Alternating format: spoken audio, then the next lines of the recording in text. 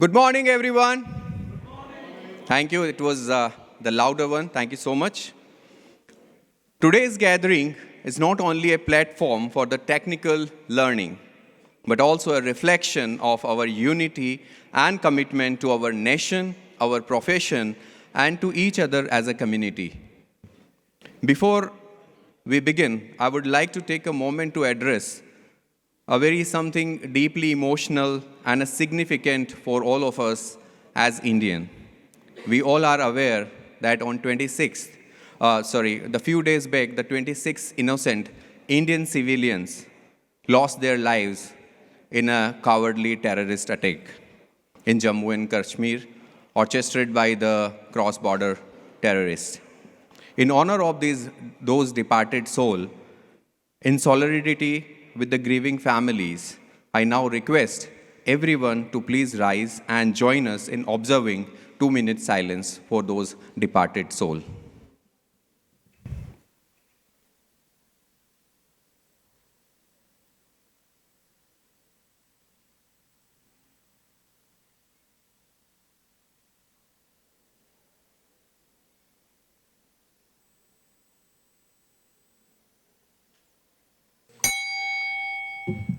Thank you.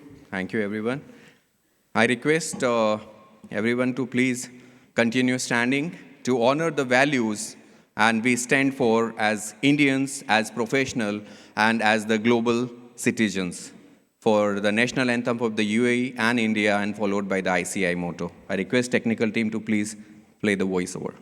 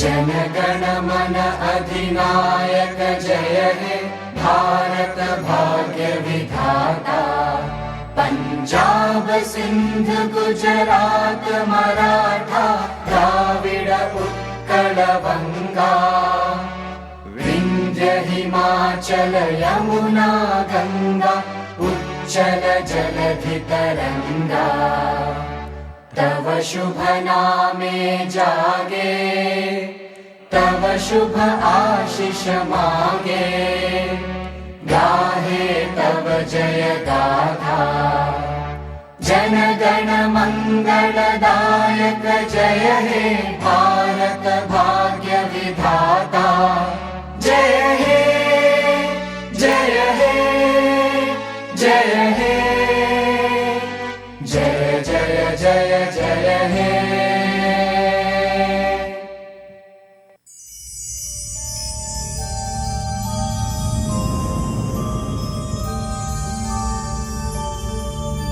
य एष सुप्तेषु जागृति य एष सुप्तेषु जागृति कामं कामं कामं कामपुरुषो पुरुषो निर्विमाणः निर्विमाणः तदेव शुक्रं तद्ब्रह्मा तद्ब्रह्मा तदेवामृतमुच्यते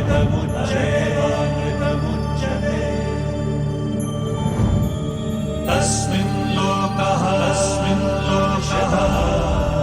शतः सर्वे तदूनात्यपि कश्चन एतद्वैता एतद्वैता एतद्वैता एतद्वैता एतद्वैता एतद्वैता. Thank you once again. Please take your seat. Good morning once again, ICI family.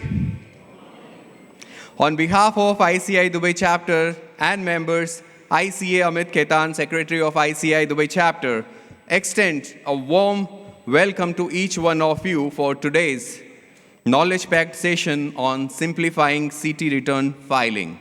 It's an event curated with the intent to empower, enlighten, and elevate all of us as professionals in this evolving tax landscape. Today's session is focused on corporate tax return filing, a timely topic that continues to evolve and demand clarity. And that is validated by your full pack, full house in the Sunday early morning. With expert-led sessions, practical insights, and an interactive panel discussion, we are confident that today's we will leave each of us better prepared and more empowered.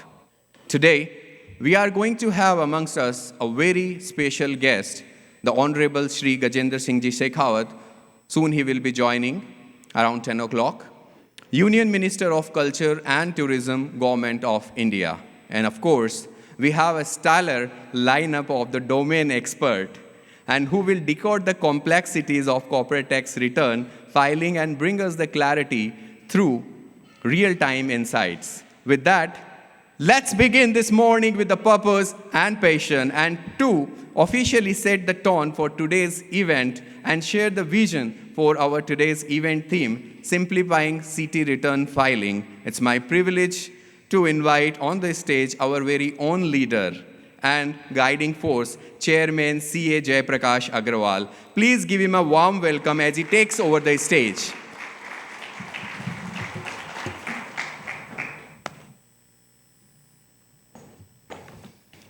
Good morning, ICI Dubai family. Not an easy task to get up on Sunday morning, get ready promptly, and that too for sitting here for 4 hours at a stretch. This can only happen when the hunger for learning is there. And I feel proud seeing so many of my members having that hunger because 3 things required us to flourish and make us lead. These 3 things are hunger, which you are already having. Second is hard work. And third is risk. And you have taken the risk of leaving your family and spouse behind on a Sunday and attending this event. So all 3 is satisfied and you will be able to achieve something great. And I'm looking forward to that. A round of applause to all of you for coming on Sunday morning and attending this event. Sir तालियां जोर से भी हो सकती है ताकि हम भी जाग पाएं, आप भी जाग पाएं और सब जाग पाएं. Thank you very much. Now, as a family, I want to share something. 5 days back on 22nd April, we hosted former President of India, Shri Ramnath Ji Kovind, in our event. And many of you were part of it. How many of you were part of it? Ramnath Ji Kovind? Perfect. After the event, when I was saying thank you to him, he told me to meet him next day on 23rd April in hotel. I was scared. I went, I met him, and on meeting, what he said, I want to tell you, because you all are family members of the chapter, and you should know, as a family, what exactly he said. He said to me that our event as ICI was par excellence. And he was very happy. And he was very happy attending it. He said to me one thing, that he was mesmerized when national anthem was not played but sung by all of us. He was very happy when we sang, and he said he had goosebumps when we were together singing it. He requested one thing. Let me tell you the exact word what he said to me. He said, Jayaprakash ji, isko band mat kariyega. In English, please continue this practice of singing and do not stop it. This is for our children. This is for our future. भाइयों, मैं तो commit कराया, अब आपके ऊपर है. We have to follow this practice of singing national anthem in all our events going forward. Can we have a round of applause to ensure, yes, we will be singing our national anthem in all our events. One more request he made to me during that meeting. He said, Instead of only having the recitation of UAE, India anthem, can you also have a recitation of UAE anthem, at least in the lyrics form when the anthem is playing? I also committed to him that yes, we may not be able to sing it. We will try to learn it because we are chartered accountants. हम कुछ भी कर सकते हैं. We will take time, we will learn it. But again, this anthem, UAE anthem will instead of only the music, lyrics will start playing on it. ये भी मैं commitment कराया हूँ, निभाना आपको पड़ेगा. Now, without wasting time, I will do what I am required to do as chairman of the chapter. I have divided my entire address in 3 parts, and the address is, can I have the PPT on the screen? The address is, we have 3 parts. The first is the event of the day. What is the theme of the event? Second, I will cover the calendar ahead, what exactly the calendar will show. And the last, other small updates, which is required as a family, you need to know what is happening at ICI level or at the chapter level. So let me start with the first one first, relevance of the theme. I will not waste my time on telling you the relevance of the theme because we all understand what is expected from the event. If we all are here in such large numbers, you already know what exactly we want to do. But I want to add one thing here as a chapter leader, which Warren Buffett quoted once. He said, it takes 20 years to build a reputation and 5 minutes to ruin it. I want my members to be cautious and learn all about city return filing. I want my members to file it right for the business community in first instance itself. I want them to know everything about city return filing so that the reputation we are building together in UAE as Indian Chartered Accountant continues to excel. And lack of knowledge or learning do not cause it to ruin. That is why I always say, let's learn together, because by learning together, we achieve more than ever we could alone. So learn together, file it right, and keep our Chartered Accountants of India head high in UAE. For that, what I have done is, I am today organizing this session with my mentors. Yes, the 3 people who will take the stage today are my mentors. I have been learning VAT, corporate tax. They are my punching bags.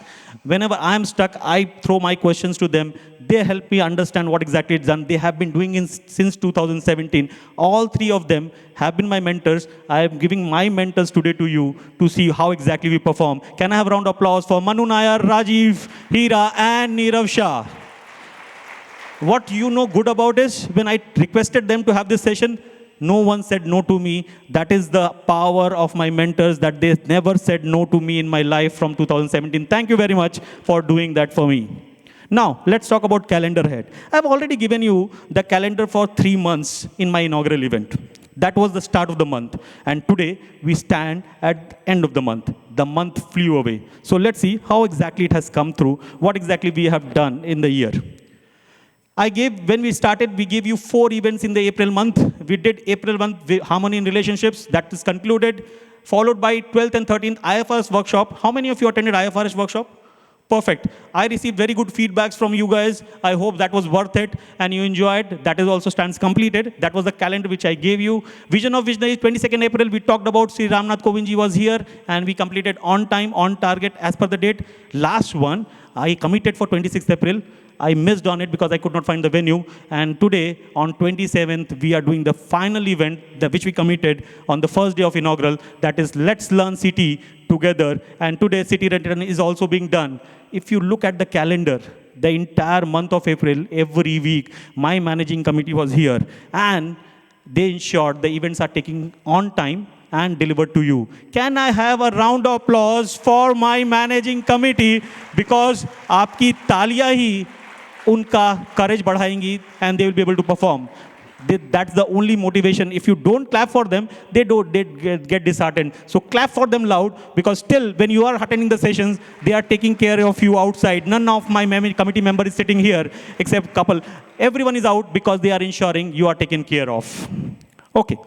Next, in the month of May, I have already committed Don't pay any price, learn to price. That is on transfer pricing, advanced transfer pricing rules. You may have seen the circular. We have already given the circular out. I have seen 500 registrations in the morning is already coming. So we are on time for for the 2nd May, for 3rd May, I guess. And then we are moving on to the next May 17th and 18th. You will see a corporate tax workshop coming in. This is under planning. Maybe in a couple of days, we will release that circular as well, what exactly the city workshop is. We are just debating whether it should be 1 day or 2 day. By a couple of days, 17th or 18th May or 17th May only, we will release the circle for workshop. It will be a full day workshop, a paid workshop, and any of my members can attend it by paying a price to cover the cost. Last will be 31st May. Sustainability, we are doing it. Yesterday only I spoke with Sonam as well. Sonam Wangchuk is supposed to attend the CNM event. He is the person who handles sustainability practically in Leh and Ladakh. And I want my members to hear him, how exactly practically sustainability works, how exactly you identify the problem and resolve it. Along with Sonam, there are a few more on carbon accounting and others we are planning for. So looking forward for 31st May on sustainability. This is again on plan and on target right now. Moving on to June, we have already announced New Zealand tour, and it's completely booked. Everything has been full, all the seats are gone. So New Zealand tour again on time as per the calendar. Again, 2 events which we are planning, Art and Science of Valuations, June 21st, still under planning mode. Any one of my members, I told, collection is a power. Any of the 3,000 members who can help us, who wants to help us, who has a good speaker, please suggest us. We are curating for valuations. I look forward for suggestions on valuations. We are looking for valuations to be given, how exactly valuations to be done, what exactly to be catered to, from the experience, what has been the pitfalls, everything we want to cover in valuations. If you have any suggestions, you are always welcome because this is year of members. तो आपको suggestion देने हैं. Last will be 28 June.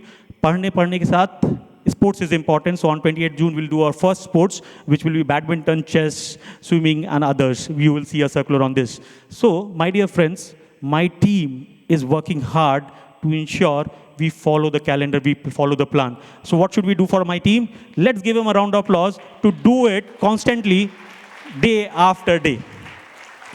Thank you. Moving on. अभी बचा है दोस्त. Other update में एक छोटा सा part और बचा है, and then I will conclude. Okay, some changes are going at the ICI India level. And why I'm telling you, they want you to update your addresses properly on your self-service portal. How many of you are using self-service portal? Perfect. This is ICI India mandate. They are saying, please update your proper addresses in self-service portal. If you're living in Dubai and UAE, your professional address should be Dubai and UAE. Why? I will tell you. I have the slide. I will tell you why it is required. But if you want to know what exactly, please go back on your self-service portal, log into your self-service portal, and then you will see something called view profile. If you are seeing view profile, click on that, and you will see a professional address. In professional address, look at these 2 fields and ensure it is UAE and Dubai if you are working out of Dubai and UAE. Why it is required and why you have to go back and check? Because ICI is coming with 4 types of membership: primary chapter membership, additional chapter membership, associate chapter membership, affiliate chapter membership. Please understand, we as a chapter, we are not doing it. It is coming from our parent body, हमारी mother body के तरफ से आ रहा है, and they are saying, now going forward as per the new guidelines, we have to adopt 4 types of members. If you are a UAE resident and a Dubai resident, you come under primary chapter member. How do you know? I said with Emirates ID, no Jay, they have to update on our portal. That's why I said go to your self-service portal, update your addresses so that you become a primary chapter member. If I'm in UAE but not in Dubai, then you become an additional chapter member. That's why you have to update. If you are working out of Abu Dhabi, Ras Al Khaimah, Sharjah, any other location where chapter is existing, you will in Dubai be called additional chapter member. This is bound to happen, this is planned to happen, and this is coming from India. Third one is associate chapter member. You are not in UAE, you are in India, you are in US, you are in Canada, you are in Singapore. You want to be a member of the chapter? Yes, you can be. You will be called associate chapter member. I'll leave affiliate chapter member for now. It's because it is not impacting our ICI as per se. But these are the 3 categories. My dear friends, why I'm telling you again? Because only primary chapter members will be entitled to vote in the AGM. So if you were voting for last 10 years or 15 years and you want to continue to vote, please go log into your self-service portal. Today we are saying you in the month of April. In 6 months, the changes might likely to happen. So ensure you fall under primary chapter members. Other than that, everyone can attend the events. Everyone will get the CPs, at least primary and additional members and associate members will get the CPs. So no change, only change you may see in the month of March when you might not be allowed a voting right because you are not a primary chapter member. So please ensure that. And with this, I conclude my address. And now, Amit, you can walk in and take the proceedings. Thank you very much. Thanks a lot.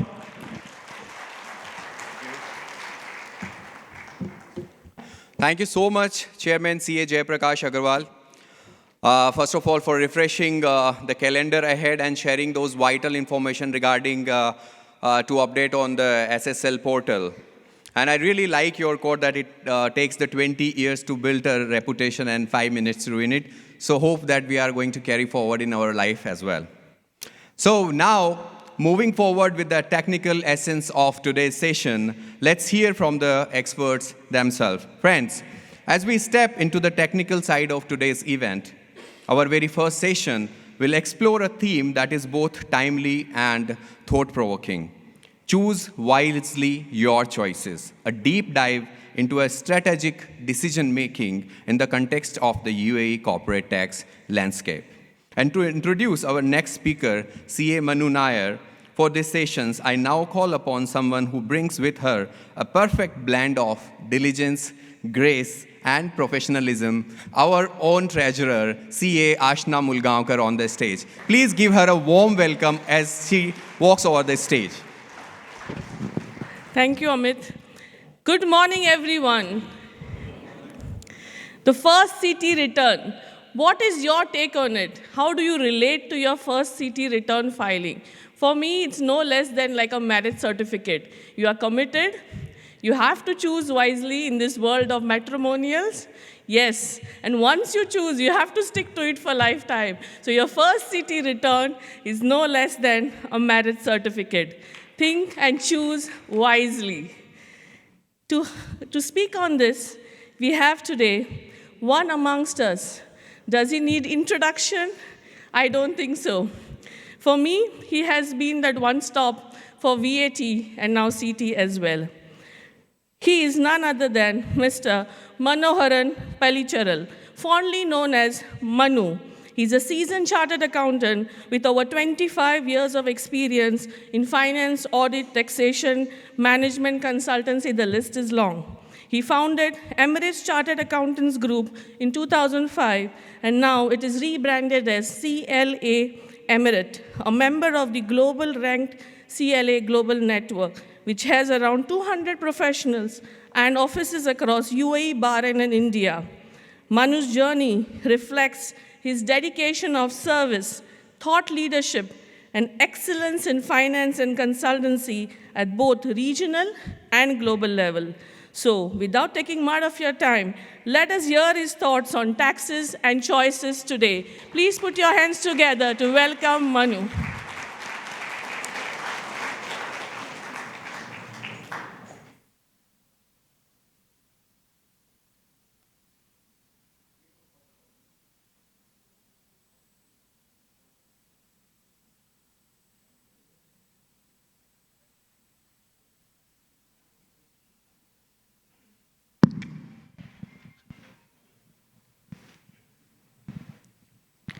Good morning, everyone.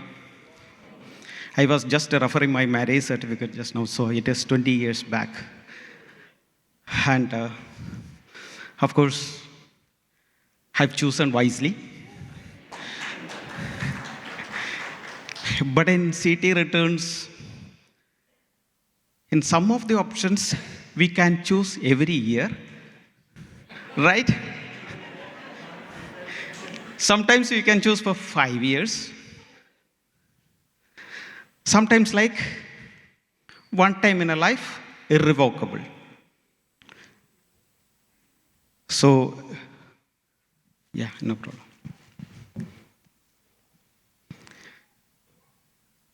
As Jay said, our chairman said, there's a risk what we are taking on Sunday morning. coming and standing, coming and attending the session or the discussing on the topic. But the highest risk is standing in front of audience like you, who are expert in the subject more than me, having practical experience, many of you more than me, and then I'm ready to take that risk to go ahead with my slide and facing the questions. Hope the questions will be towards the end. Even we have a panel discussion wherein maybe around 1 hour we'll be discussing on the points what we are taking today. Choose wisely.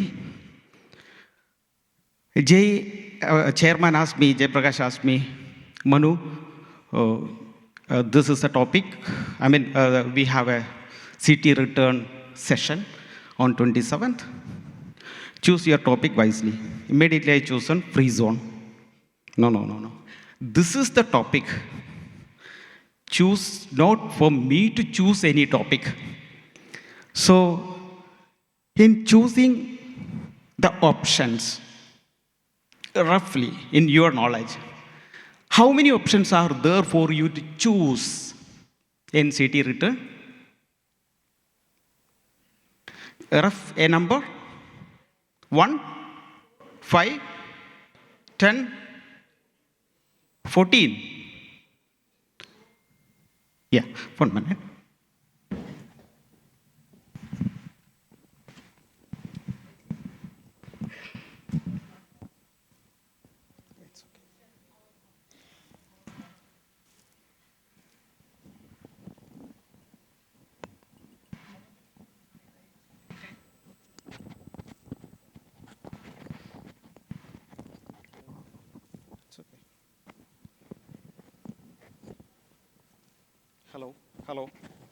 Hello, am I audible? Yeah. So we will see how many options are there.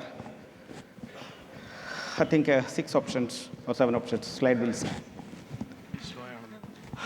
Where we stand now, we have done the registration. We have done the tax group registration if it has to be applied. Then we have updated the information by 31st March. Everybody done right? Yes. Now we have done the transfer pricing study. No. Finalization of books of accounts done? No. Return filing, are you ready? No. Okay. That's why we are here, because we have to learn transfer pricing as well. And next week as well, we have to learn transfer pricing. And some of you might have already done the return filing. How many of you roughly? Already? Yeah, around 10% of us, we have filed the tax returns. So now, voluntary disclosure is possible in CT as well? Okay. After completing the audit, only you have done the CT return filing in this case? Or just after 5 days in the books of accounts? After audit. This is the content what I'm going to cover today. I have 40 minutes to cover the topic. Mainly, I'll be covering the areas where elections available for a corporate tax, for a taxable persons. Corporate tax return filing and introduction, when you see this return, this is a test slide to check whether it is visible in those areas. Is it visible for those who are sitting in the back? No. That is visible. Okay. But here, this is a screenshot from exactly from the CT return of a taxable person. I'll explain wherever it is not visible.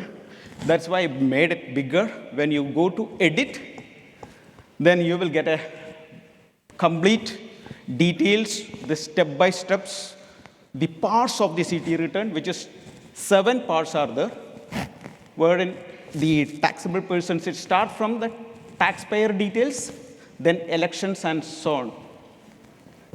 These are the 9 parts, wherein in the CT return you can see 7 parts. Of course, relief and schedules are part of the other sessions. So total 7 parts in CT return. And elections options are available, definitely. as a second option, second part of the CT return, the second option. And of course, there are many schedules. And in my session, I will be covering more than 12 schedules are there. I will be covering these 3 schedules relevant to transitional rule, unrealized gain or loss, or foreign PE. These are the area mainly I am covering on today.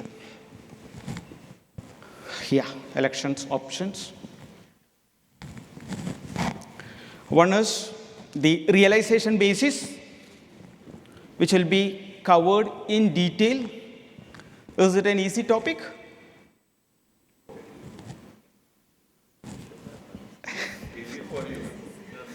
Not for me. It was not an easy topic for me. That's why I chosen this topic, because then only I will learn it. A transition rule, not an easy topic for me. That also will be covered today. Small business relief, easy. And exemption, PE exemption, foreign PE exemption. Of course, options are available. Then 2 more are the transfers within qualifying group and business restructuring relief. So I'm focusing on the first 2 today in detail, which is very relevant, and small business relief I touch upon. And other than this, one more option, which it is not an election while selecting that, when you are registering as a taxpayer and in the tax person's information area, it will be connected as to whether you are a free zone person or not. If free zone person's expert is there, Rajiv will be covering those sessions in the second part as a third speaker. So here you can see even election one time for realization basis, irrevocable. Of course, you can request to FTA for consultation in case if you made a mistake. And transitional rule also one time. Small business relief annually, maximum up to 31st December 2026. PE annual election, and then transfers within a qualifying group and then business restructuring group in every year, depends upon the transfer happens. So today, election options we are going to discuss in detail. Before that, when you open your CT return, after completing the taxpayer details, the second option, elections, you can see first is a realization basis, whether you are choosing the realization basis option or not. Then the transitional rules, business restructuring, all the options are available. All the 6 options are available in the second part of the CT return. Now, very important part of this session, that is choosing whether to choose the realization basis option or not. Is it something you feel it is very relevant for considering today? It is a right topic, right? And for you, you might have done a lot of study on it. And then whether it was clear, you understood it thoroughly, or some confusion is there in this provision? Just to get an idea, because it was not easy for me, that's why I was asking. Those who learned it, everybody learned it, or some of us might not have gone through because we are not core into the taxation. So those who are into taxation, you might have gone through. It is clear or thorough? Overall, okay. So I'll ask questions where I have not. Yeah. Computation of taxable income of a taxable person. So it starts like this. Taxable income is equal to accounting income plus adjustments under Article 20, Clause 2 of the CT law. So there are adjustments A to I wherein unrealized gain or loss as determined as per Article 20, Clause 3. Then any other adjustment as specified by the minister. So for considering the realization basis, Ministerial Decision 134 also released. So we are going to discuss those part first. Who can apply for realization basis option? Any taxable person preparing the financial statement on accrual basis. When one time in the first tax return, is it mandatory? Is it mandatory to choose? Yes. Yes. No, it's not a mandatory. So that's why we have to choose wisely. Once you choose it, it is irrevocable. That is the 20 years back document. How many options are available under realization basis? 2 options. 20 clause 3A and 23B. So one is for all assets and liability which are subject to fair value or impairment accounting. You can choose for all assets and liabilities, or you can choose only the assets and liabilities under capital account. 2 options. Here we have to choose wisely. Additional conditions. For banks and insurance, only the second option is available, Article 23B. I'll cover in detail. This is the most important slide in my presentation. If you didn't understand 134, Ministerial Decision 134, I'm sure that by going through this slide, you will be able to. Those who already know it, please suggest me anything I have to add on my slide. 4 steps, like how we discussed 1 year back on free zone. The same way, you take 4 steps to review how this realization basis has to be applied in your financial for the tax return filing. Number 1, check your profit and loss account. Is there any OCI, other comprehensive income, in your profit and loss account? You know where it comes. Yeah, towards the end. Yeah, second part of it. If there is 2 options to answer, either yes or no. If you have unrealized gain in OCI, then step 2, whether those unrealized gain or gain or loss are subsequently reclassified to profit and loss account or statement of income. Statement of income is the word used by FTA, and for our ease of discussion, profit and loss account, of course, as per IFRS. If it is subsequently reclassified to P&L,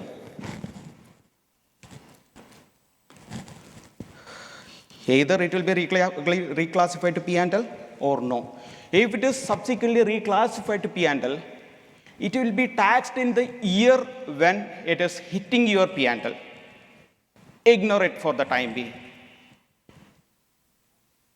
If it is not reclassified to P&L subsequently, pay tax now before choosing 134, okay? The options of realization. That's why we are looking for when to apply the 134 on which category. OCI divided into 2, subsequently reclassified to P&L, not subsequently reclassified to P&L. If it is subsequently reclassified to P&L, pay later.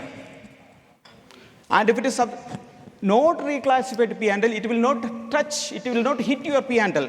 So the taxpayer will not pay tax on it because subsequently it is not hitting P&L. So pay now. Adjust it. We have to make the payment.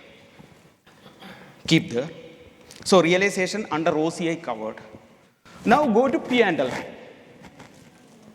Under P&L, if you don't have anything under OCI as unrealized gain or loss, as a step 3, go to your P&L, check any unrealized gain or loss is there in the P&L. Will there be any unrealized gain or loss in the P&L? There will be. There will be unrealized gain or loss in the P&L. I'll give some examples as well. Unrealized, when we are booking under accrual basis, there could be something which is not realized, will be accounted as a gain or loss in the P&L. If there is gain or loss in the P&L, it will be taxed in the current year. If nothing, just ignore it. If you don't have an unrealized gain or loss in the P&L, ignore it. So we have covered 3 steps. Step number 1, check your OCI, divide into 2, go into P&L subsequently or now, which is not hitting the P&L subsequently, or other P&L items wherein you have unrealized gain or not.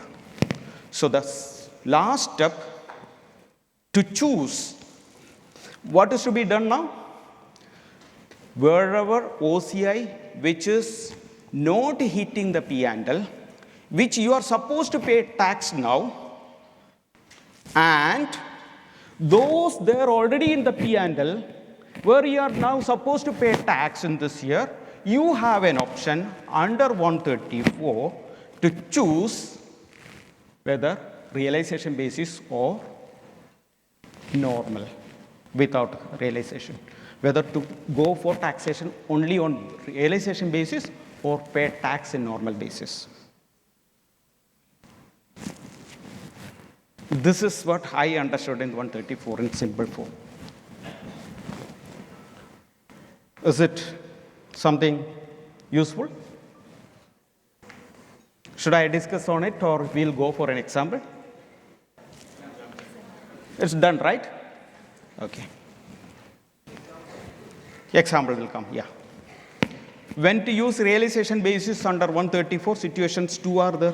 One which is coming from OCA, the other one is coming from P&L. 2 options. When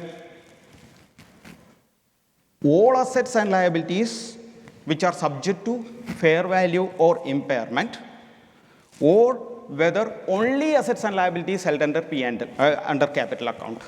This option will depend upon your industry, your operation nature, and also I'll give some examples here, illustrative examples of, hello? Some of the examples.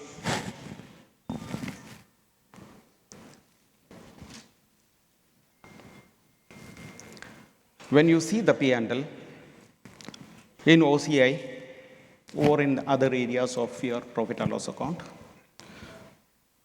PP, revaluation reserve will be coming under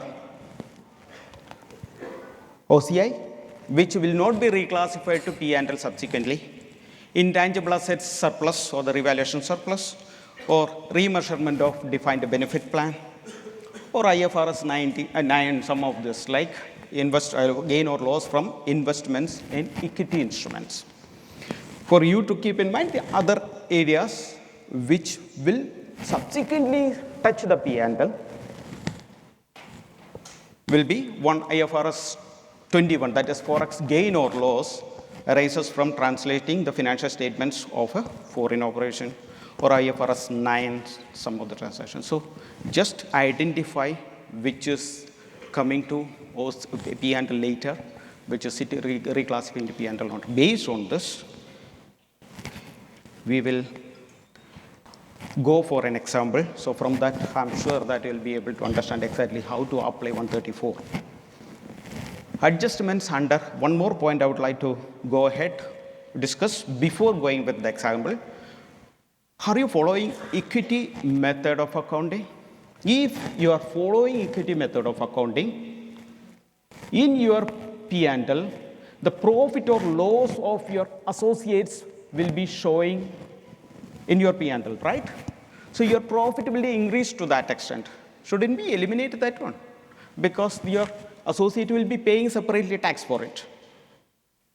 And 134, under 134 2 clause, 34 clause 2, it is suggested you have to eliminate the profit or loss of profit or loss arising from your associates. When we are accounting under equity, convert to cost method, eliminate it, or add back, whatever. If it is a profit or loss, adjust it. This is the case study I would like to discuss.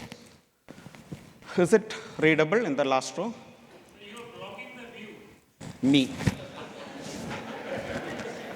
Okay, sir, go through this. I would like to drink water. I'm requesting you to just go through the question. There are no many adjustments. Net profit is 28 million. Keep in mind, net profit is 28 million. One adjustment is PPE revalued 2 million. Defined benefits cost 500,000. Thank you. Then income from foreign operation translation 100,000.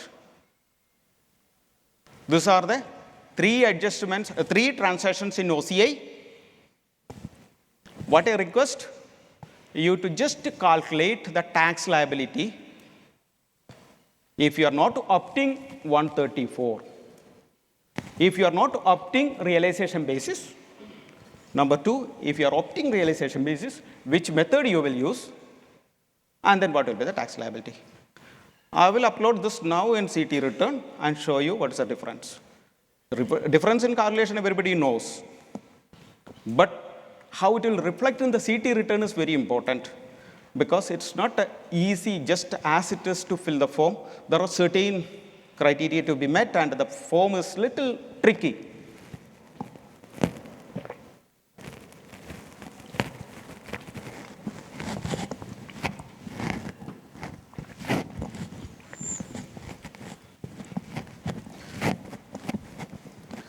Towards the end, there are adjustments also below this additional information. Share of income from associates, equity method is followed.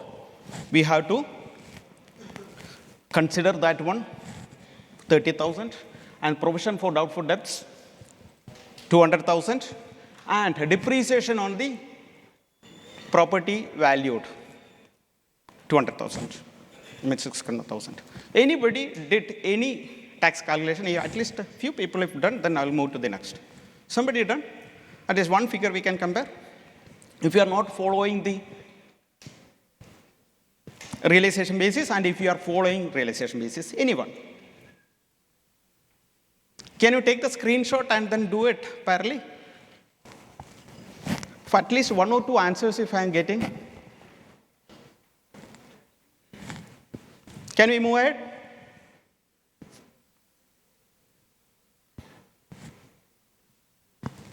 I am moving ahead without electing realization basis and with by electing realization basis. Two options. Okay, going ahead.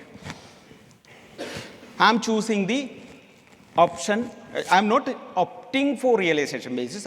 I'm a taxable person. Normal way, I don't know what is 134. So simply, so whatever yes or no question is coming, it's easy, say that no, and then proceed. I have taken that stand. Election. The question will be elections, realization basis or not. I have chosen no. If I am choosing no, then it will go to accounting schedules. And from there, all my profit, I'm not elaborating this, then my turnover and my expenditure, and then everything, some of the items I have to take, reclassify my P&L. I cannot just fill as it is.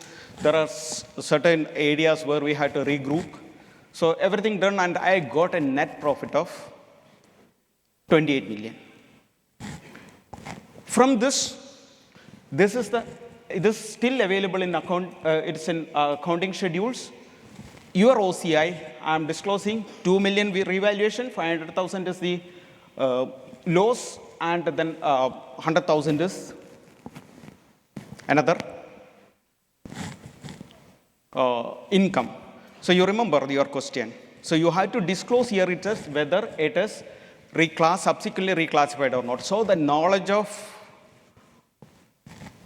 proper financial statements and its regrouping is very much required for anyone to file this return. Even if you say, if you choose everything no, even if you are not choosing realization option, still you should know whether it will be reclassified subsequently or not. Based on that, it will hit your tax liability. Going to the next, I have to do the accounting adjustments relevant to this realization basis. Accounting income. Does the taxable person account for any investments under equity method or not? There also, if anything is the profit or loss in your equity method, if you have chosen anything and converted into cost basis, yes, I've chosen, then we have to add directly the profit element or loss element. If it is profit, as a share of profit. If it is a loss, share of loss. That's clear. Now, this is very important. When you have an income, a taxable person has recognized any realized or unrealized gain or loss, which is subsequently will not hit the P&L, will not reclassify to P&L. Choose wisely. Is it applicable for everyone or it's applicable only for people who are choosing realization basis? It's applicable for everyone. You have to apply this and then know if you are choosing. Yes, if you are choosing, you have two transactions. Then a schedule will be appearing.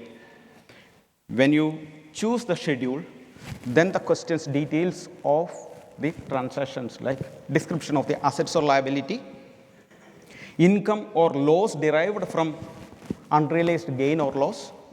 How many items will be there in from my example? How many are there which has to be filled here? In OCI, there were 3 transactions. Out of that, 1 or 2 or 3 will hit here. 1, 2, 3. Next. First one is 2 will hit, okay? First one is the revaluation of the property. We have to give the details of the property. Cost, revaluation.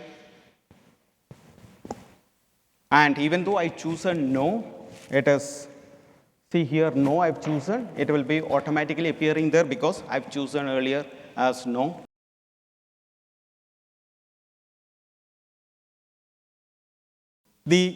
On realization basis, if I am not opting, still it will be reflected in the CT with the details of the property, include details of the transactions which were appearing in the OCI.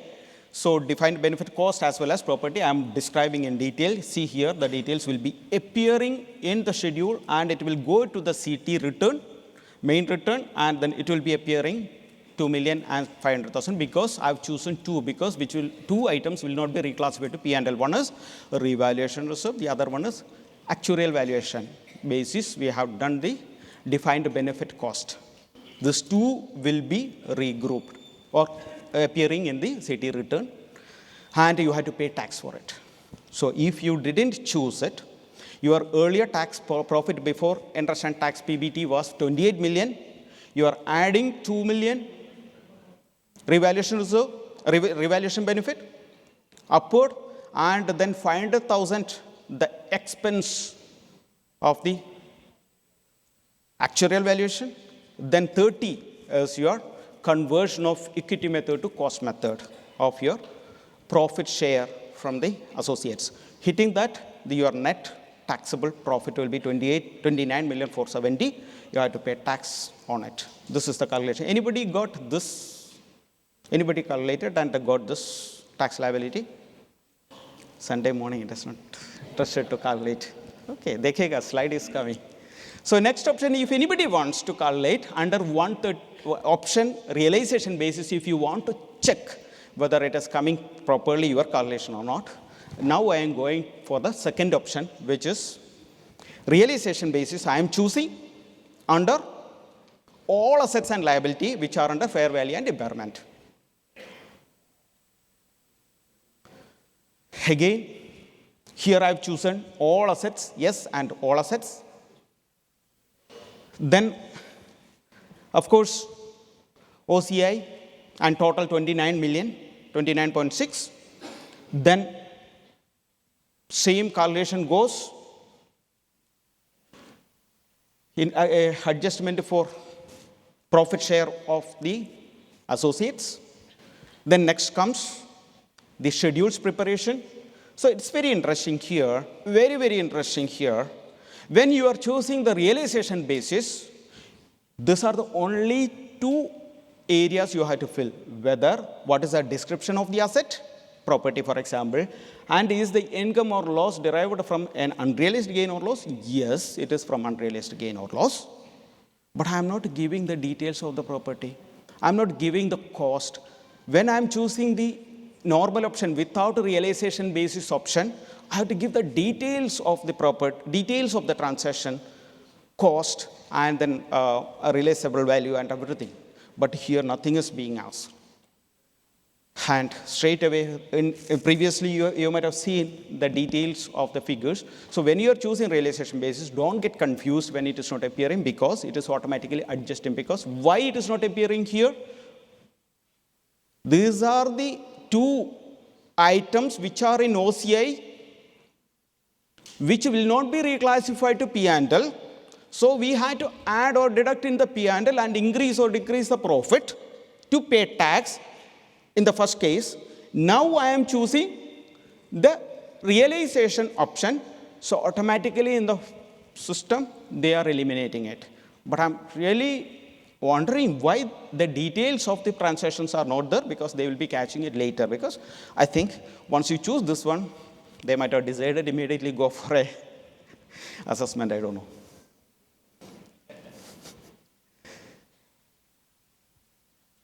Now we are going for, we have chosen realization basis option. Earlier we didn't choose the realization basis option. Now we have chosen realization basis option. Earlier we finished our return filing this area, realization and non-realization, with two transactions only, 2 million and 500,000 only in our example. But here something, any other additional area to be considered? Anything else we have to do here? Come on.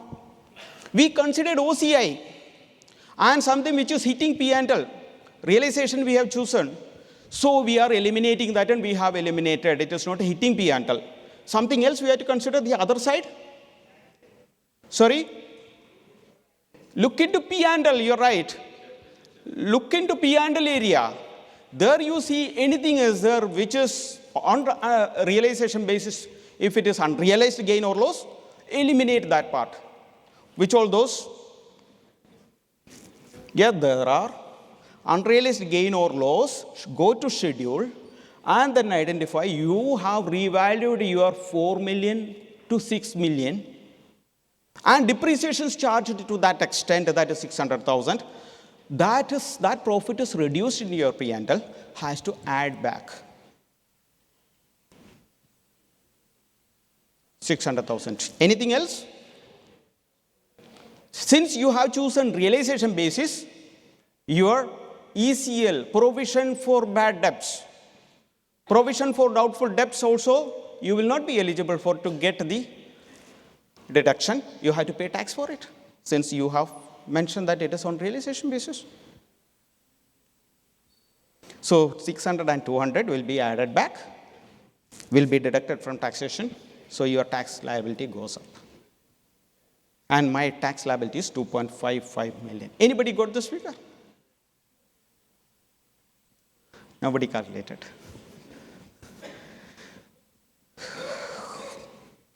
This is the figure. And suppose I'm choosing 23B, that is not for all assets and liabilities, but only for the assets under capital account. Assets and liability under capital account. Will there be any variation from this? Yes or no? Where it will hit? What will be the difference? Provision for doubtful debts. If we are choosing the assets which are under capital account, provision for bad debts, we can still claim. So that's why in that last option, I have given only the answer. So this is the one. And please, you have the question also. So 3 options I have chosen, and the liability, the tax liability varies. This is the first year, irrevocable, only one time. Now going ahead, when to choose and why to choose, it all depends upon what you do. Depends upon the industry. If you are a simple traders, What will be the non-realization? Unrealized gain or loss, normally the provision for bad debts or the slow-moving item, provision for slow-moving inventory. Choose wisely. Maybe the no option will be, this is only illustrative, okay? It cannot be the standard for the industry specific. It can vary, depends upon what activity and what are the assets you have. So it depends upon that. And second part of the session, when we are having Q&A, we can have more discussion on this part. And these are the checkpoints which we discussed before choosing. Check the industry and what benefits you are getting based on choosing this option has to be properly evaluated. Then you choose, because once you chosen this option, you cannot change it later. And the second part is small business relief. It's very clear, only for first 3 years up to the financial year ending on or before 31/12/2026. And simplify tax return, very simple, but don't opt for small business relief always, even transactions are less than 3 million in your case, because you cannot carry forward the loss. And next part is adjustment under transitional rules. This is also very interesting. There also one calculation is there. So I was giving much importance for these two, non-realization, unrealized gain or loss, area 134 and 120. The 120 is one typical example which always shared, and thank you, Janakji, for discussing this point again and again in the same platform. So it will be, I've chosen the similar example where why we have to look for transitional provision, because this is the reason. If you have a property, example as a movable property, which was since 2014, and the property or anything, you might be earning a profit or taxable profit in 2025 in my example. You are selling after 12 years. You are making a profit, but this profit really I earned over a period of 12 years. Why should I pay tax for the pre-tax period? So this 10 years profit can be eliminated by choosing two methods. What are those methods?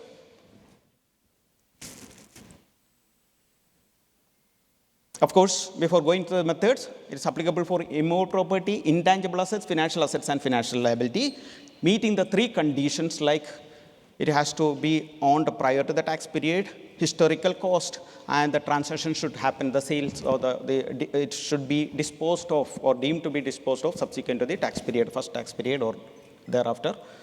And there are other methods available, are valuation method or the time apportionment methods. These are theory. I'm not going in detail, but it has to be looked into properly. I have 5 minutes, right? Showing 5 minutes, okay. It is showing here. That's right.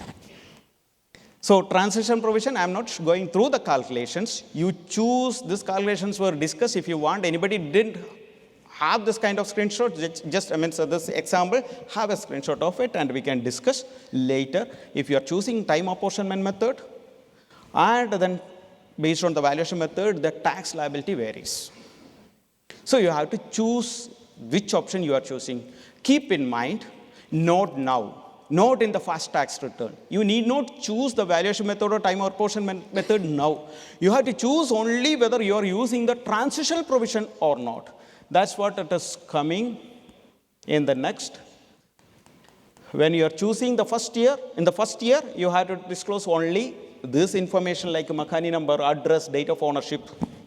But when you are selling, you have to disclose including which method you are using. So at that time, you can do the calculation and check which is more beneficial for you, but do the valuation wherever possible and keep it ready in the books of accounts. Outside the books of accounts. And disclosure may be required if it's a property, and if you are using IAS 40, then wherever required, you have to disclose in the financial statement as well. That is if you are following the historical cost method. Transitional provision, elections, and now and then. Only first option will be available. Then give the address and all these details. It will be appearing like this in your books of accounts. And then so on and so forth. It will be. It is at the time of sale, okay? Not at the time of first tax period. So whatever tax liability will be there. So my last slide, it is foreign permanent establishment, foreign PE's exemption. You can choose either exemption or you can get the tax credit. Any of the options you can choose. It is wisely decided in the year. Every year you can choose. So you have to choose wisely, and then if it's a loss or profit, it will vary. So choose wisely whether it is which is more beneficial for you. And this, and then what is a key takeaway in my session? Choose wisely. Thank you so much.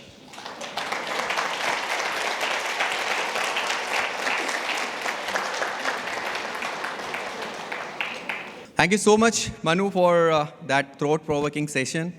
And we can witness the full house, and that shows that it was really insightful and have a truly, you set the tone for the day, reminding us that today's complex tax environment and every choice we make must be deliberate and well-informed. So thank you so much, and we are really grateful for that clarity and the perspective you brought to the chapter and to the audience. And to express the gratitude to our esteemed speaker, CA Manu, I would like to call our chairman, CA Jai Prakash Agarwal, vice chairman, CA Rishi Chawla, and along with us, our treasurer, CA Asna Mulgaonkar.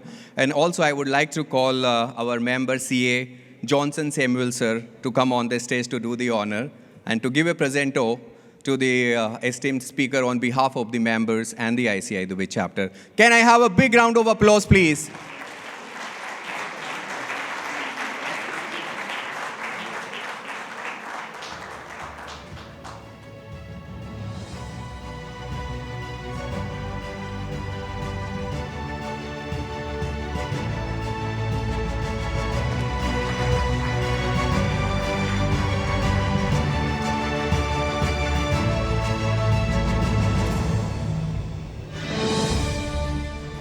Thank you once again, CA Manu, for this enlightening session. Friends, it's now time for a moment of great pride for all of us. We are truly honored to have amidst us a distinguished leader whose commitment to the rural development, water sustainability, and cultural preservation is inspirational. The Honorable Sri Gajendra Singh Ji Shekhawat, Union Minister for Culture and Tourism, Government of India, is here amongst us. His vision and leadership have left a deep impact on India's growth story, and today we are privileged to have him amongst us. And to formally introduce him, I would like to invite a dynamic and approachable leader of our chapter, our Vice Chairman, CA Rishi Chawla, on the stage. Can I have here a big round of applause for Rishi Chawla?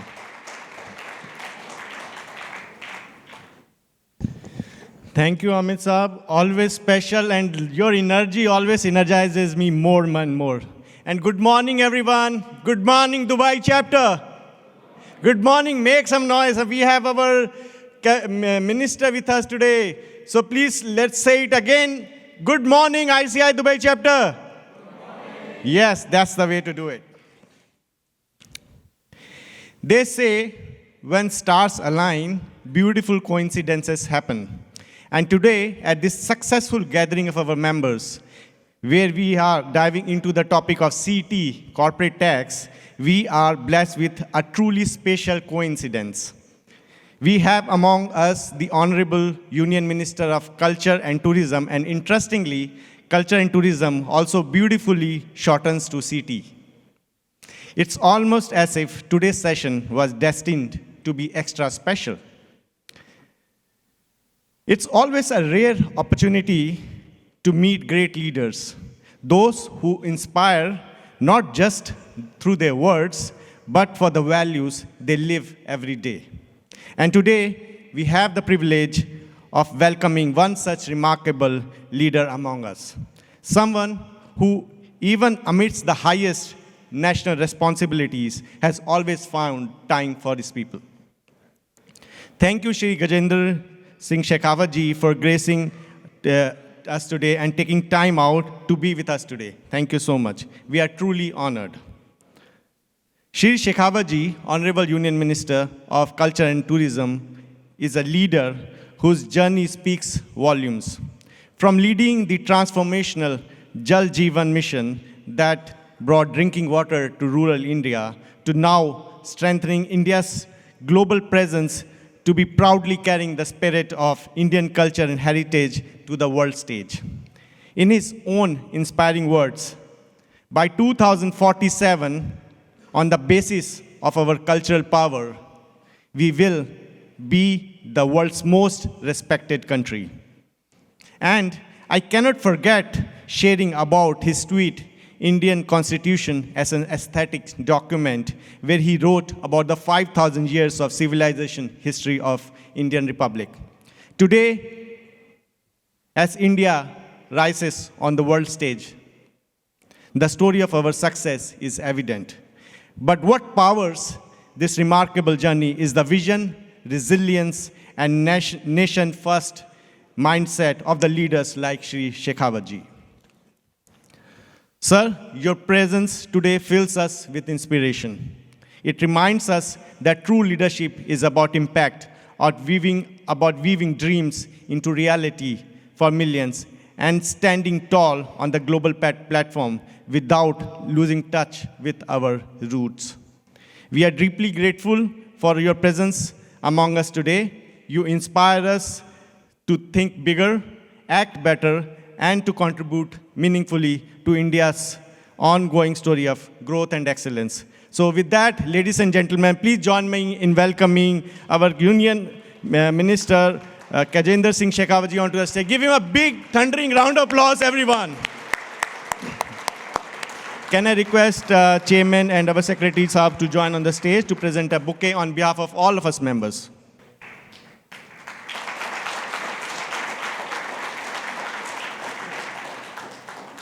The Institute of Chartered Accountants of India के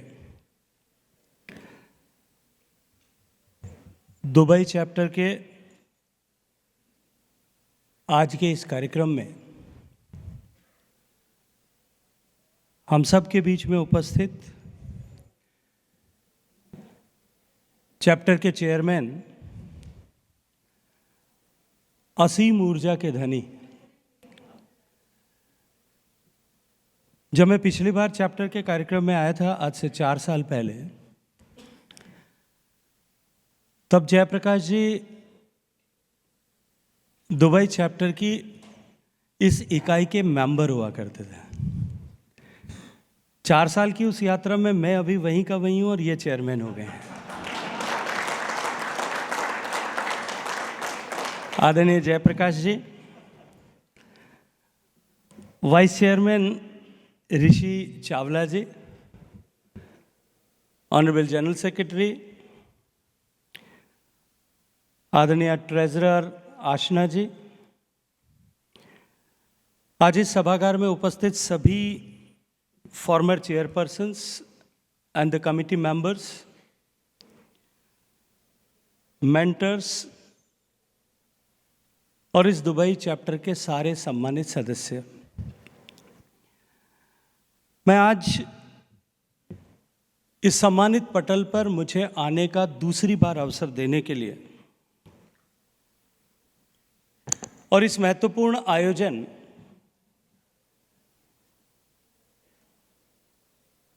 जहां इस स्थानीय सरकार द्वारा जो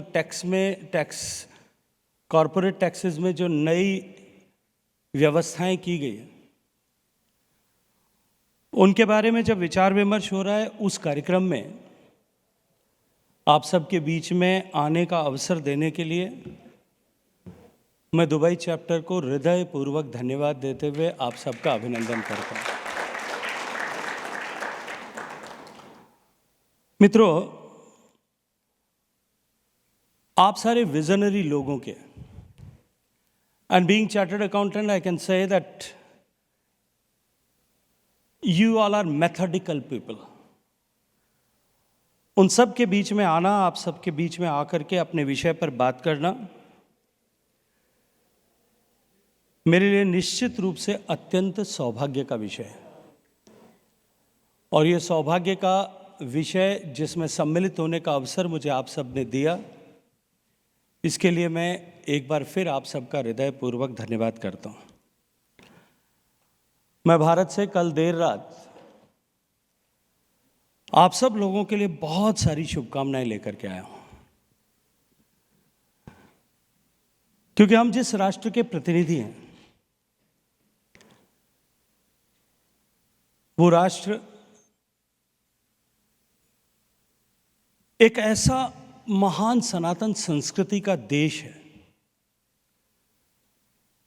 जिसका प्रभाव पिछले 10,000 साल से भी ज़्यादा समय से शाश्वत है, निरंतर है और समावेशी है, इंक्लूसिव है। और उसके साथ साथ में एक पूरा चक्र पूरा करके अब भारत एक बार फिर सौभाग्य का सूर्य उदय होते हुए देख रहा है। मैं दुबई चैप्टर का हृदय की गहराइयों से धन्यवाद करता हूं कि आप सब लोग यहां रह करके भारत के उस बदलते हुए परिदृश्य के न केवल साक्षी हैं अपितु उसके सारथी बने हैं। और आज जिस अवसर पर हम सब लोग यहां बातचीत करने के लिए एकत्रित हुए हैं, जैसा मुझे बताया गया, उससे ज़्यादा कुछ भी प्रासंगिक और कंटेम्पररी नहीं हो सकता। That is year of growth. और ईयर ऑफ ग्रोथ केवल एक आकर्षक वाक्य का अंश या शब्दों का समूह नहीं है, अपितु ये एक कमिटमेंट है अपने आप से, अपने काम के प्रति, और जिस मार्ग पर हमारा देश अब चल रहा है। माननीय प्रधानमंत्री नरेंद्र मोदी जी के नेतृत्व में जब भारत 140 करोड़ लोग, जिसका आप भी हिस्सा हैं, उन लोगों की ताकत के आधार पर इस संकल्प के साथ में कि अब हम भारत को 2047 तक विकसित बनाएंगे, और उस मार्ग पर जब भारत पिछले 2 साल से उस यात्रा पर चल पड़ा है, और हर बदलते हुए दिन के साथ में, हर आगे बढ़ते हुए महीने के साथ में, हर आगे बढ़ते हुए साल के साथ में, हम भारतीयों का ये संकल्प कि हम विकसित होंगे 2047 तक, ये तो दृढ़ से दृढ़तर होता ही है, लेकिन हम सब का ये विश्वास कि हम उस लक्ष्य को हासिल करेंगे, ये विश्वास भी और अधिक सुदृढ़ होता है। So this year of growth, it is going to pave the path of our beloved country to become a viksit and sustainable country. मित्रों, मैं आज आप सब लोगों के बीच में खड़े होकर के इस विषय पर कि जब भारत ने जिस तरह से प्रगति की है, उस विषय पर जब चर्चा करने के लिए आप सब लोगों के बीच में खड़ा हूं। हम सब लोग जानते हैं कि आज़ादी, जिसको हमने इतने कष्टों के साथ में हासिल किया था, हजारों लोगों के बलिदान के बाद में वो आज़ादी हम हासिल कर पाए थे। हजारों लोग ऐसे होंगे जिन्होंने हंसते हंसते फांसी के फंदे पर झूल जाना स्वीकार किया था, तब जाकर के देश आज़ाद हुआ। हजारों लोग ऐसे होंगे जिन्होंने अपने सीने पर गोली खाई होगी, तब जाकर के देश आजाद हुआ। हजारों लोग ऐसे होंगे जिन्होंने काल कोठरियों में असीम यातनाएं सही होंगी, तब जाकर के हमारा देश आजाद हुआ। सैकड़ों लोग ऐसे होंगे जो कोलू में बैल की जगह जोत दिए गए होंगे। लाखों लोग ऐसे होंगे जिन्होंने कोड़ों की मार सही होंगी, लाठियों के प्रहार सही होंगे, असीम यातनाएं सही होंगी, तब जाकर के हमारा देश आजाद हुआ। और एक ऐसे महत्वपूर्ण कालखंड में जब आजादी के 75 साल पूरे करके हम एक नई यात्रा की तरफ निकलें, और एक ऐसे कालखंड में हम सब गुजर रहे हैं जब वो त्वरित परिवर्तन का युग है। परिवर्तन ऐसा कहा जाता है वो शाश्वत है, अटल सत्य है, और नित्य हर क्षण परिवर्तित होता है। किसी एक व्यक्ति के जीवन में 75 साल का कालखंड बहुत महत्वपूर्ण होता है और बहुत बड़ा भी होता है। जिस तरह का विधान हमारे ऋषियों मनीषियों ने किया और हमारे जिस तरह की संकल्पना की गई कि हम एक व्यक्ति की आयु को वय को 100 साल के मानते हुए उसको 4 हिस्सों में विभक्त किया गया। 75 साल में 3 हिस्से पूरे हो जाते हैं। लेकिन एक देश की जीवन में, और वो भी भारत जैसा देश जिसका हजारों सालों का सुदीर्घ इतिहास है, लिखित अलिखित परंपराओं से जुड़ा हुआ इतिहास है, उसके जीवन में 75 साल का कालखंड कोई बहुत बड़ा समय नहीं है। लेकिन क्योंकि अब तकनीकी के इस दौर में जब परिवर्तन बहुत तेज हो गया, हम सब ने अनुभव किया होगा कि पूरा विश्व पिछले 30 साल में परिवर्तित हो गया। जो हजारों सालों तक परिवर्तन नहीं हुआ था, उतना परिवर्तन आज एक दशक में हो रहा है। जो शताब्दियों में परिवर्तन होता था, उतना परिवर्तन आज एक हर दूसरे वर्ष में हो रहा है। इस परिवर्तन के समय में निश्चित रूप से हमारे लिए ये 75 साल पूरे होने का समय एक ऐसा समय था जब हम इस पर आकलन करते कि हमने जिन लोगों ने इस देश के लिए अपना जीवन और जवानी समर्पित की, क्या उनकी भावनाओं के साथ में न्याय किया था। और जब हम पीछे घूम करके ये देखते थे तो हमें बहुत सारी न्यूनताएं दिखाई देती थी। आज़ादी के इतने साल बीत जाने के बाद में भी अनेक तरह की बातें और अनेक तरह के वादे करने के बावजूद भी देश की बहुसंख्य जनसंख्या जो है वो सामान्य मूलभूत आवश्यकताओं को पूरा करने के संघर्ष से बाहर निकल नहीं पाई थी। आप में से कुछ लोग जो ग्रामीण पृष्ठभूमि से आते हैं, उन्होंने शायद उसका अनुभव किया होगा। देश के 4 करोड़ से ज्यादा घरों में बिजली नहीं थी। देश की 62% आबादी के घर में सामान्य शौचालय की सुविधा नहीं थी। मुझे स्मरण आता है जब 2014-15 में मिलेनियम डेवलपमेंट गोल्स समाप्त हो गए थे और एसडीजीज पर चर्चा हो रही थी। प्रधानमंत्री जी ने मुझे सस्टेनेबल डेवलपमेंट गोल्स पर जो यूनाइटेड नेशंस में बात हो रही थी, तब भारत का प्रतिनिधि बना करके मुझे भेजा था। मेरे लिए निश्चित रूप से वो अत्यंत रोमांच का विषय था। यूनाइटेड नेशंस के उस आइकॉनिक हॉल में, जहाँ पीछे की दीवार हरे रंग की होती है, वहाँ खड़े होकर के भारत के लिए बात करने का अवसर मिलेगा, ये अपने आप में गूज़बम्प्स उसको लेकर के आते थे। मैं जब वहाँ गया उस हॉल में, इसी तरह की सेटिंग, भारत का झंडा लगा हुआ, भारत का नाम लिखा हुआ प्लकार्ड, उसके पीछे जाकर के बैठा, मुझे लगता था कि मैं शायद 7वें आसमान पर पहुँच गया हूँ। लेकिन जब वहाँ चर्चा शुरू हुई, and the point of discussion was sanitation and accessibility of drinking water. और जब यूएन के जनरल सेक्रेटरी ने बात करना शुरू किया और उन्होंने कहा कि दुनिया में 100 करोड़ लोग ऐसे हैं जो खुले में शौच के लिए, फॉर ओपन डेफिकेशन, जो अभिशप्त हैं, और उसका अगला सेंटेंस जो है वो मेरे लिए एक हथौड़े की मार के जैसा था कि उसमें से 60 करोड़ लोग भारत में हैं। और उसके बाद में विस्तार से बहुत सारे लोगों ने, क्योंकि वहाँ पर अल्फ़ाबेटिकल ऑर्डर में बोलने का मौका मिलता है, जब तक हमारा हिंदुस्तान का नंबर आया था तो बहुत सारे लोग बात कर चुके थे और सब लोग, everybody was raising, pointing finger towards India. मुझे अत्यंत दुख हो रहा था कि हम इस आज़ादी के उस समय तक लगभग 67 ईयर्स हो गए थे, 67-68 साल बीत चुके हैं, अभी हम अपने लोगों को सामान्य शौचालय की सुविधा नहीं दिला पाए।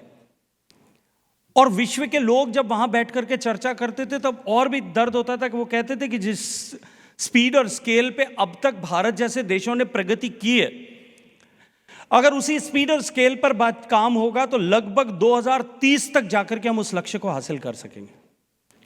ठीक कमोबेश स्थिति यही पानी को लेकर के थी कि देश के 84% लोगों के पास में पीने का पानी उनके घर में नल के माध्यम से नहीं आता था। लेकिन माननीय प्रधानमंत्री जी ने, हमने कभी कल्पना नहीं की थी कि देश का प्रधानमंत्री, जिसके पास में बहुत सारे विषय होंगे बातचीत करने के लिए, वो लाल किले पे प्राचीर पे खड़े होकर के कहेगा कि देवस्थान बाद में बनाएंगे, पहले हम शौचालय का निर्माण करेंगे। और मित्रों, जिसके लिए दुनिया ये मानती थी कि हमको 15 साल लगेंगे, केवल 5 साल में 59 करोड़ लोगों को इस अभिशाप से मुक्त कराने का काम देश की सरकार ने किया। देश की 84% लोगों के पास में घर में पीने का पानी नहीं आता था। आज़ादी के 70 साल बीत जाने के बाद में, आज़ादी के 70 साल बीत जाने के बाद में भी देश के 12 करोड़ लोगों के घर में सामान्य कुकिंग गैस नहीं थी। माताओं को, बहनों को रोज पानी लाने के लिए, क्योंकि मैं पश्चिमी राजस्थान से आता हूं, किलोमीटर्स रोज चलना पड़ता था। अपने घर का चूल्हा जलाने के लिए उनको दिन में 2-3-4 घंटे परिश्रम करना पड़ता था, लकड़ियां इकट्ठा करना पड़ती थी या गोबर थापना पड़ता था, तब जाकर के वो अपने घर का चूल्हा जला पाते थे। और इन परिस्थितियों में भी जब देश में इतनी गहरी खाई एक बेसिक एमिनिटीज को लेकर के हो, वो देश कभी प्रगति नहीं कर सकता था। क्योंकि भारत की प्रगति और भारत जैसे देश की प्रगति केवल आर्थिक आंकड़ों या जीडीपी के आधार पर नहीं तय की जा सकती। It has to be inclusive, it has to be sustainable, तब जाकर के भारत प्रगति कर सकता था।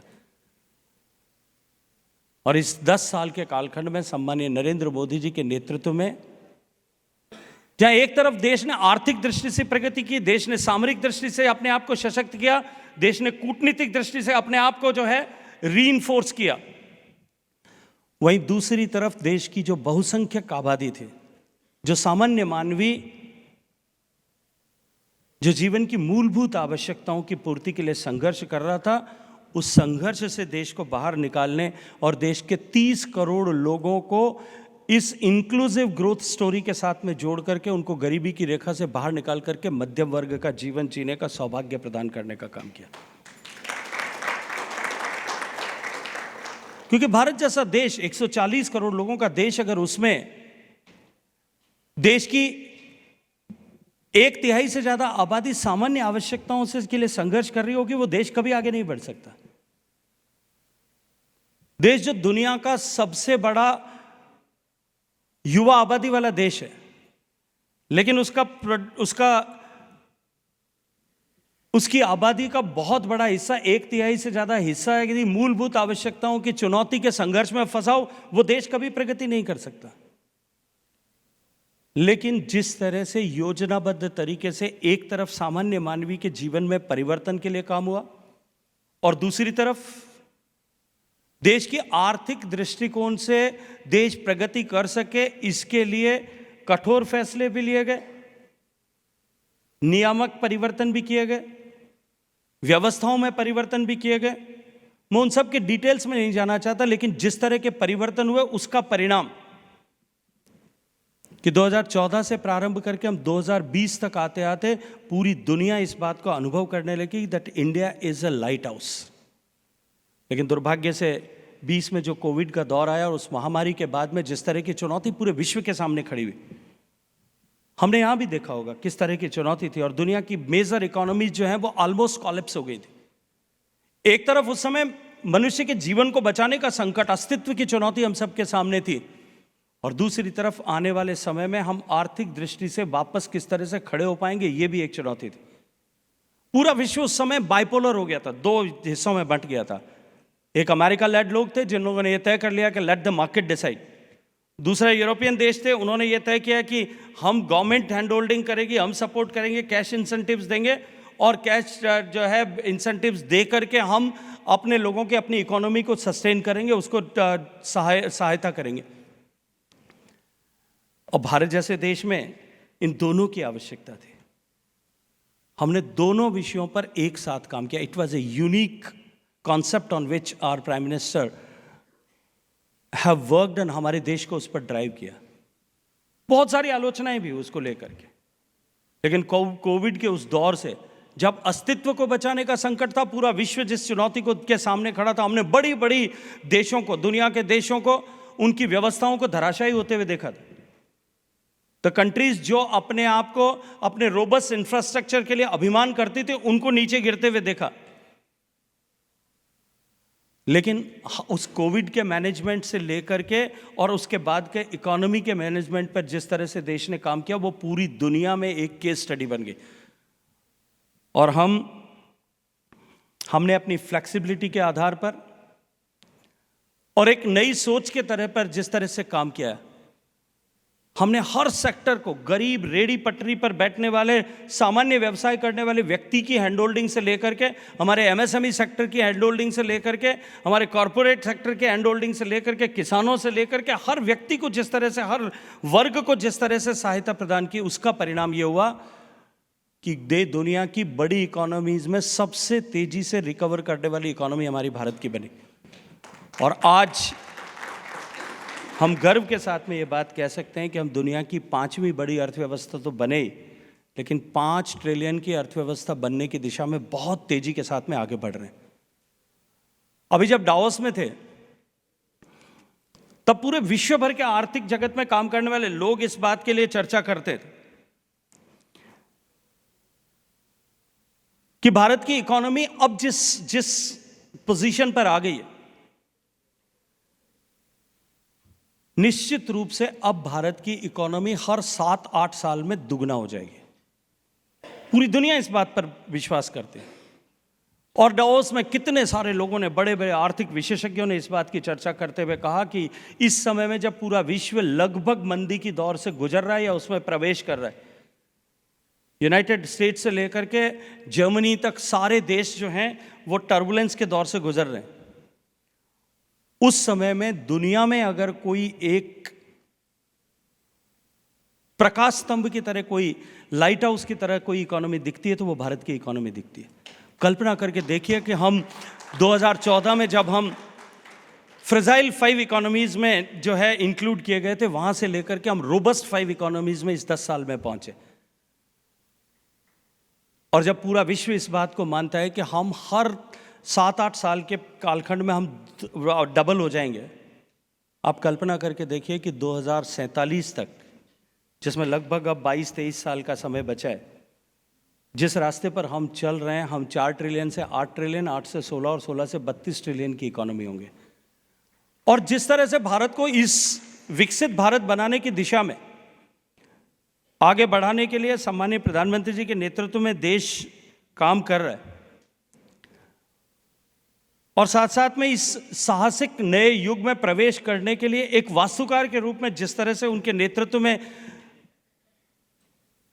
देश ने आगे कदम रखे हैं, देश को उस मुकाम तक पहुंचाने के लिए, इंफ्रास्ट्रक्चर रेडी करने के लिए, देश का ये विकास सस्टेनेबल हो, ऑल इंक्लूसिव हो, टेक्नोलॉजी ड्रिवन हो और ह्यूमन सेंट्रिक हो, इन 4 पिलर्स पे खड़े होकर के देश के विकास पर हम काम कर रहे हैं। और उसका प्रभाव आज सर्वदूर जो है वो दिखाई देता है। ऐसा विकास जो राष्ट्र को सशक्त बनाए, लेकिन उसके साथ साथ में अपने समुदायों के उत्थान के लिए भी काम करे, इस प्रिंसिपल पे माननीय नरेंद्र मोदी जी के नेतृत्व में देश काम कर रहा है। जब इस मंच पर खड़े होकर के मैं देश के विकास की कहानी की बात करता हूं, मुझे 10 साल के वो पूरा परिदृश्य एक फिल्म की तरह से मेरे सामने घूमता है। किस तरह के हालात थे देश में 2014 से पहले, और आज हम किस मुकाम पर आकर के खड़े हो गए। आप लोग दूर बैठ करके भी जब देखते होंगे, ये जो सक्सेस स्टोरी और ये जो ग्रोथ स्टोरी है, निश्चित रूप से आप लोगों के मन में भी एक नई ऊर्जा और एक नए कमिटमेंट का संचार करती होगी। मित्रों, प्रधानमंत्री जी के दूरदर्शी नेतृत्व में जिस तरह से इंफ्रास्ट्रक्चर पर काम हुआ, 1,50,000 किलोमीटर से ज़्यादा के हाईवेज जो देश में जो हैं पिछले इस 10 साल के कालखंड में बने, और 35,000 किलोमीटर नए हाईवेज पर अभी काम हो रहा है। देश का 100% रेलवे का इलेक्ट्रिफिकेशन हो गया। पहले जब मैं छोटा था तब रेलगाड़ी का नाम सुनते थे, इंट्रोड्यूस करते थे तो छुक छुक रेलगाड़ी करते थे। वो छुक छुक बंद हो गई, उसके बाद में डीजल भी बंद हो गया और अब सब इलेक्ट्रिक हो गया। देश में नए एयरपोर्ट्स बन रहे हैं। आज हवाई अड्डों की संख्या दुगनी हो गई है और टोटल जितने नंबर ऑफ एयरक्राफ्ट्स आज इंडियन स्काईज में उड़ रहे हैं, अगले 3 साल में यह संख्या 3 गुना हो जाएगी। जिस गति के साथ में भारत का इंफ्रास्ट्रक्चर बढ़ रहा है और इंफ्रास्ट्रक्चर पर जिस तरह से सरकार निवेश कर रही है, आज मैं जिम्मेदारी के साथ में ये बात कह सकता हूं कि बड़ी अर्थव्यवस्थाओं में सबसे ज़्यादा इंफ्रास्ट्रक्चर पर अगर कोई एक देश निवेश कर रहा है, वो भारत निवेश कर रहा है। और उस इंफ्रास्ट्रक्चर पर निवेश के पीछे जो उद्देश्य है वो है कि इंफ्रास्ट्रक्चर की ताकत के आधार पर ही, क्योंकि अमेरिका के एक राष्ट्रपति से जब पूछा गया था तो उन्होंने ये कहा था कि अमेरिका समृद्ध है इसलिए अमेरिका का रोड नेटवर्क अच्छा नहीं है। अमेरिका का रोड नेटवर्क अच्छा है इसलिए अमेरिका समृद्ध है। ठीक उसी तरह से हम अपने भारत को विकसित बनाने के लिए इंफ्रास्ट्रक्चर को एक फाउंडेशन के रूप में लेकर के काम करें, इस दृष्टिकोण से माननीय प्रधानमंत्री जी के नेतृत्व में काम हुआ है। और आज भारत जो है इस दृष्टिकोण से जिस गति से काम कर रहा है, हमारा सर्विस सेक्टर जो है वो $400 बिलियन को क्रॉस कर चुका है। हमारे यहाँ यूनिकॉर्न स्टार्टअप्स की संख्या जो 2014 में उंगलियों पर गिन सकने लायक हुआ करती थी, वो आज 1.5 लाख को क्रॉस कर चुकी है और देश में 125 से ज़्यादा यूनिकॉर्न्स हैं। टेक्नोलॉजी के आधार पर जिस तरह से देश ने प्रगति की है, डिजिटाइजेशन की ग्रोथ स्टोरी, सक्सेस स्टोरी हम सबको के संज्ञान में है, मैं उस पर ज़्यादा विस्तार से बात नहीं करना चाहता, लेकिन भारत के हर गांव तक ब्रॉडबैंड पहुंच गया और दुनिया का सबसे सस्ता डेटा अगर किसी एक देश में, वो हमारे अपने भारत में। और हम जिस पायदान पर हैं, हमसे नीचे सेकंड लेवल पर कॉस्ट ऑफ डेटा अगर उसके दृष्टिकोण से देखें तो वो हमसे 8 गुना ज़्यादा है पर जीबी। ये डेटा की अवेलेबिलिटी और डिजिटाइजेशन, सस्ता डेटा और डिजिटाइजेशन जो है, इसने निश्चित रूप से देश के विकास को एक नई गति और नई जो है मार्ग दिया है। टूरिज्म के दृष्टिकोण से अगर मैं बात करूं तो भारत के इकोनॉमी में टूरिज्म सेक्टर का कंट्रीब्यूशन जो है वो लगभग फॉर्मल इनफॉर्मल मिलाकर के 9% हो गया है। अगले साल के जब आंकड़े आएंगे और कुंभ उसमें जुड़ेगा तो मुझे लगता है कि दुनिया के सारे जो है बेंचमार्क्स टूट जाएंगे, क्योंकि कुंभ के मेले में 66 करोड़ से ज़्यादा लोग एक साथ सम्मिलित हुए थे। दुनिया के जो है पूरे यूरोप की आबादी से भी ज़्यादा लोग उस 45 दिन के उत्सव में आए थे। लेकिन जिस तरह से भारत का इंफ्रास्ट्रक्चर बदल रहा है, जिस तरह से भारत में एक परिवर्तन हो रहा है, उस परिवर्तन के चलते हुए जो है एक दोहरा स्कोप भारत के टूरिज्म सेक्टर में, एक तरफ हमारी इकोनॉमिक ग्रोथ के साथ साथ में हमारे यहाँ जिस तरह से लोगों के पास में डिस्पेंसेबल इनकम बढ़ी है, 30 करोड़ लोग जो गरीबी की रेखा से बाहर निकल करके अब मध्यम वर्ग का जीवन जीने का सौभाग्य प्राप्त कर चुके हैं। That is an aspirational class. और उसके साथ साथ में भारत की पहचान बदलने के कारण से दुनिया भर के लोग जो भारत की तरफ आकर्षित होकर के आ रहे हैं, मैं पूरी जिम्मेदारी के साथ में कह सकता हूं कि आने वाले 10 साल तक भारत के टूरिज्म सेक्टर की ग्रोथ जो है, अगर मैं CAGR पे बात करूंगा, इट विल मोर देन 20%। और भारत की इकोनॉमी में टूरिज्म का जो कंट्रीब्यूशन है वो आने वाले समय में 12-12.5% के आसपास में अगले 3-4 साल तक हम पहुंच जाएंगे।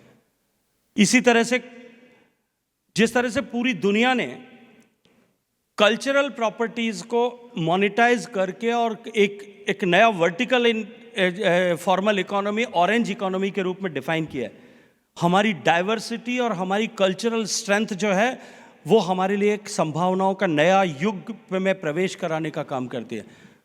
उसके आधार पर हम अपनी अर्थव्यवस्था का सृजन करने के लिए माननीय प्रधानमंत्री जी के नेतृत्व में काम कर रहे हैं। और मैं पूरी विश्वास के साथ में ये कह सकता हूँ कि हमारी ये जो कल्चरल जो ताकत है, ये ताकत हमारे विश्व में हमारी पहचान तो बनाएगी, लेकिन उसके साथ साथ में हमारी अर्थव्यवस्था में भी एक बहुत बड़ा योगदान करने वाली है। मित्रों, मैं क्योंकि समय समाप्ति की ओर है और ये भारत की ग्रोथ स्टोरी ऐसा सब्जेक्ट है जिसमें मैं घंटों बात कर सकता हूँ। किसी एक विषय पर भी मैं शायद इसके एक वर्टिकल पर भी मैं आप सब लोगों से घंटों चर्चा कर सकता हूँ। मैं ज़्यादा समय जाए किए बिना निश्चित रूप से आपके सामने एक बात कहना चाहूँगा कि भारत 2014 तक जो अविश्वास के अंधकार में डूबा हुआ था, आज वो भारत विश्वास के साथ में कदम से कदम आगे बढ़ा करके विश्व का नेतृत्व करने के लिए और विश्व का रेस्पेक्ट अर्जित करने के लिए आगे बढ़ रहा है। देखिए, भारत ने बहुत कुछ हासिल किया और आने वाले समय में निश्चित रूप से हासिल करेगा। और जब भारत कुछ हासिल करता है वो केवल भारत के लिए नहीं होता, विश्व के कल्याण के लिए होता है।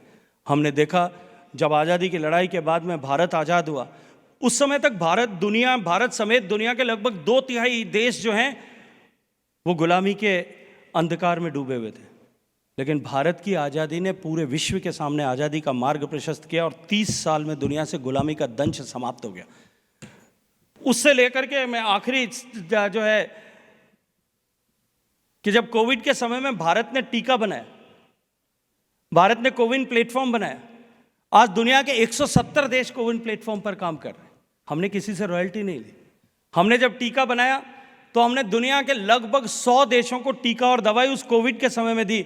मैं जिम्मेदारी से कहता हूं कि अगर भारत ने टीका नहीं बनाया होता और दुनिया के किसी दूसरे देश ने बनाया होता तो शायद दुनिया के ऐसे डेवलपिंग नेशंस और गरीब देशों के लोगों का जीवन बचाना संभव नहीं होता। ये भारत की उपलब्धि जो है पूरे विश्व के लिए एक नई दिशा तय करती है, उनके जीवन को परिवर्तित करती है। इसलिए भारत का विकसित होना केवल भारत के लिए महत्वपूर्ण नहीं है, भारत का विकसित होना पूरे विश्व के लिए एक नई दिशा तय करेगा। और भारत जिस दिन विकसित होगा उस दिन विश्व में भारत के प्रति जिस तरह का श्रद्धा भाव होगा वो हम गर्व के साथ में देख करके हम लोग इस बात पर गर्व कर सकेंगे कि हम सौभाग्यशाली हैं कि हमने भारत का ये परिवर्तन देखा है। हम सब सौभाग्यशाली हैं कि इस समय में हमको काम करने का अवसर मिला है जब देश एक संपरिवर्तन के दौर से गुजर रहा है। India is undergoing era of transformation and whenever a society or a country it undergoes era of transformation, उसके हर सदस्य, हर स्टेक होल्डर्स की रिस्पॉन्सिबिलिटी होती है और जो जितना समर्थ है उसकी उतनी ज़्यादा रिस्पॉन्सिबिलिटी होती है। आप सब लोग समर्थ लोग हैं, आपकी रिस्पॉन्सिबिलिटी उतनी ही बड़ी है। हम जहाँ कहीं भी काम कर रहे हैं, जिस किसी भी भूमिका में काम कर रहे हैं, जिस किसी भी क्षेत्र में काम कर रहे हैं, हम इस संकल्प की ऊर्जा के साथ में काम करें और इस सेंस ऑफ रिस्पॉन्सिबिलिटी के साथ में काम करें कि हम भारत के इस परिवर्तन के वाहक हैं, भारत के इस ट्रांसफॉर्मेशन के जो हैं हम we are the part of this transformation. बहुत सारी शुभकामनाएं, बहुत सारा धन्यवाद।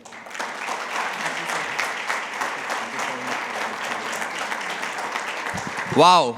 So whatever India does, it's not only for the Indians, but for the whole world, for the entire world. So thank you so much, Gajendra ji, for your inspiring words of the wisdom and sharing your valuable time. Our chairman, vice chairman is already here. I will request, please, we will present a memento on behalf of all the members and Dubai chapter.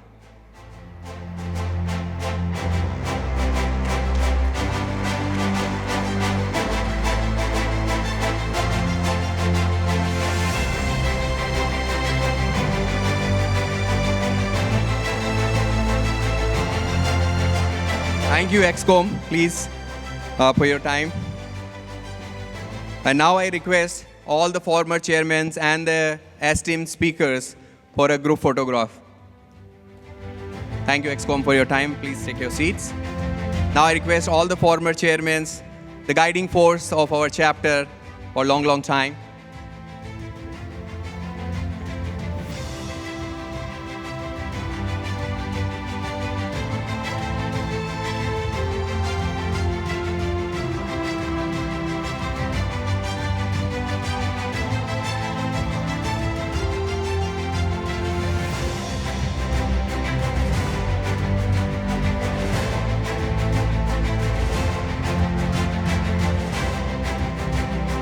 Thank you so much.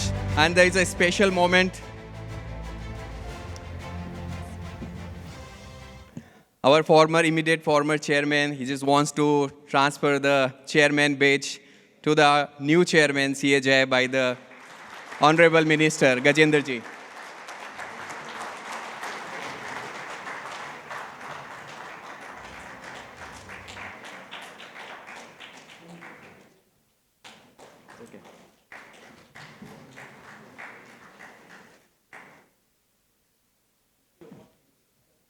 Thank you so much, sir, once again for your presence and your time sparing for the ICI Dubai chapter in your busy schedule.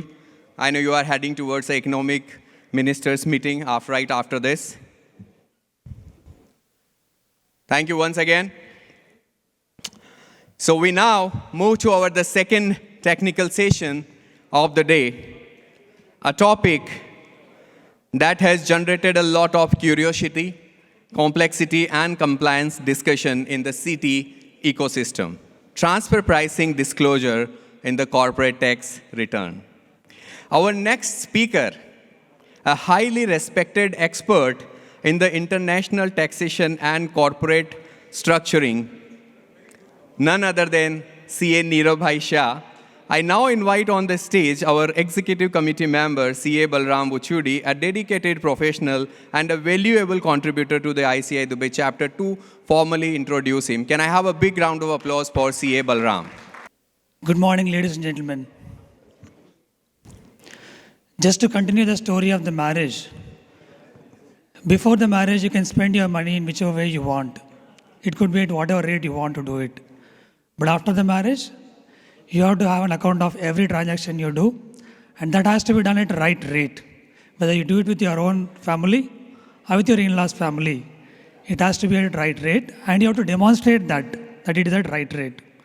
So we are going to see that kind of thing for CT also now in the next session.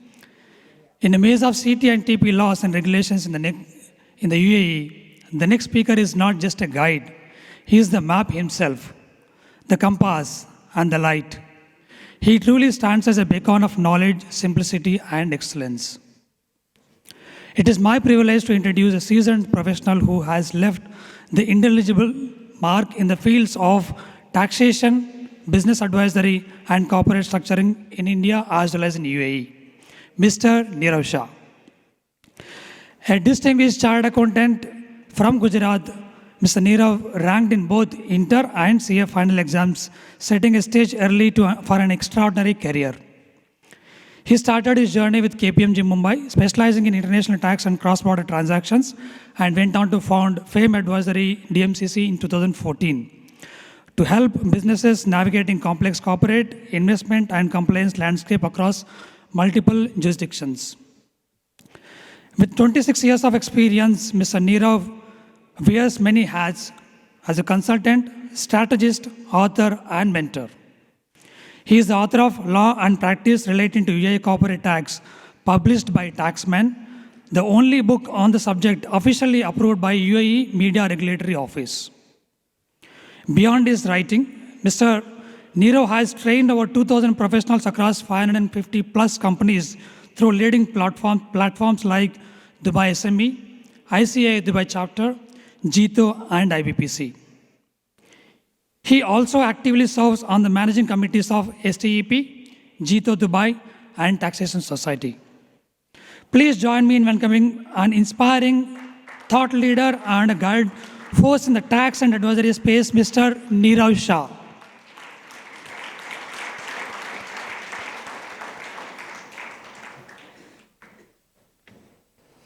Thank you, Balram, for those encouraging words.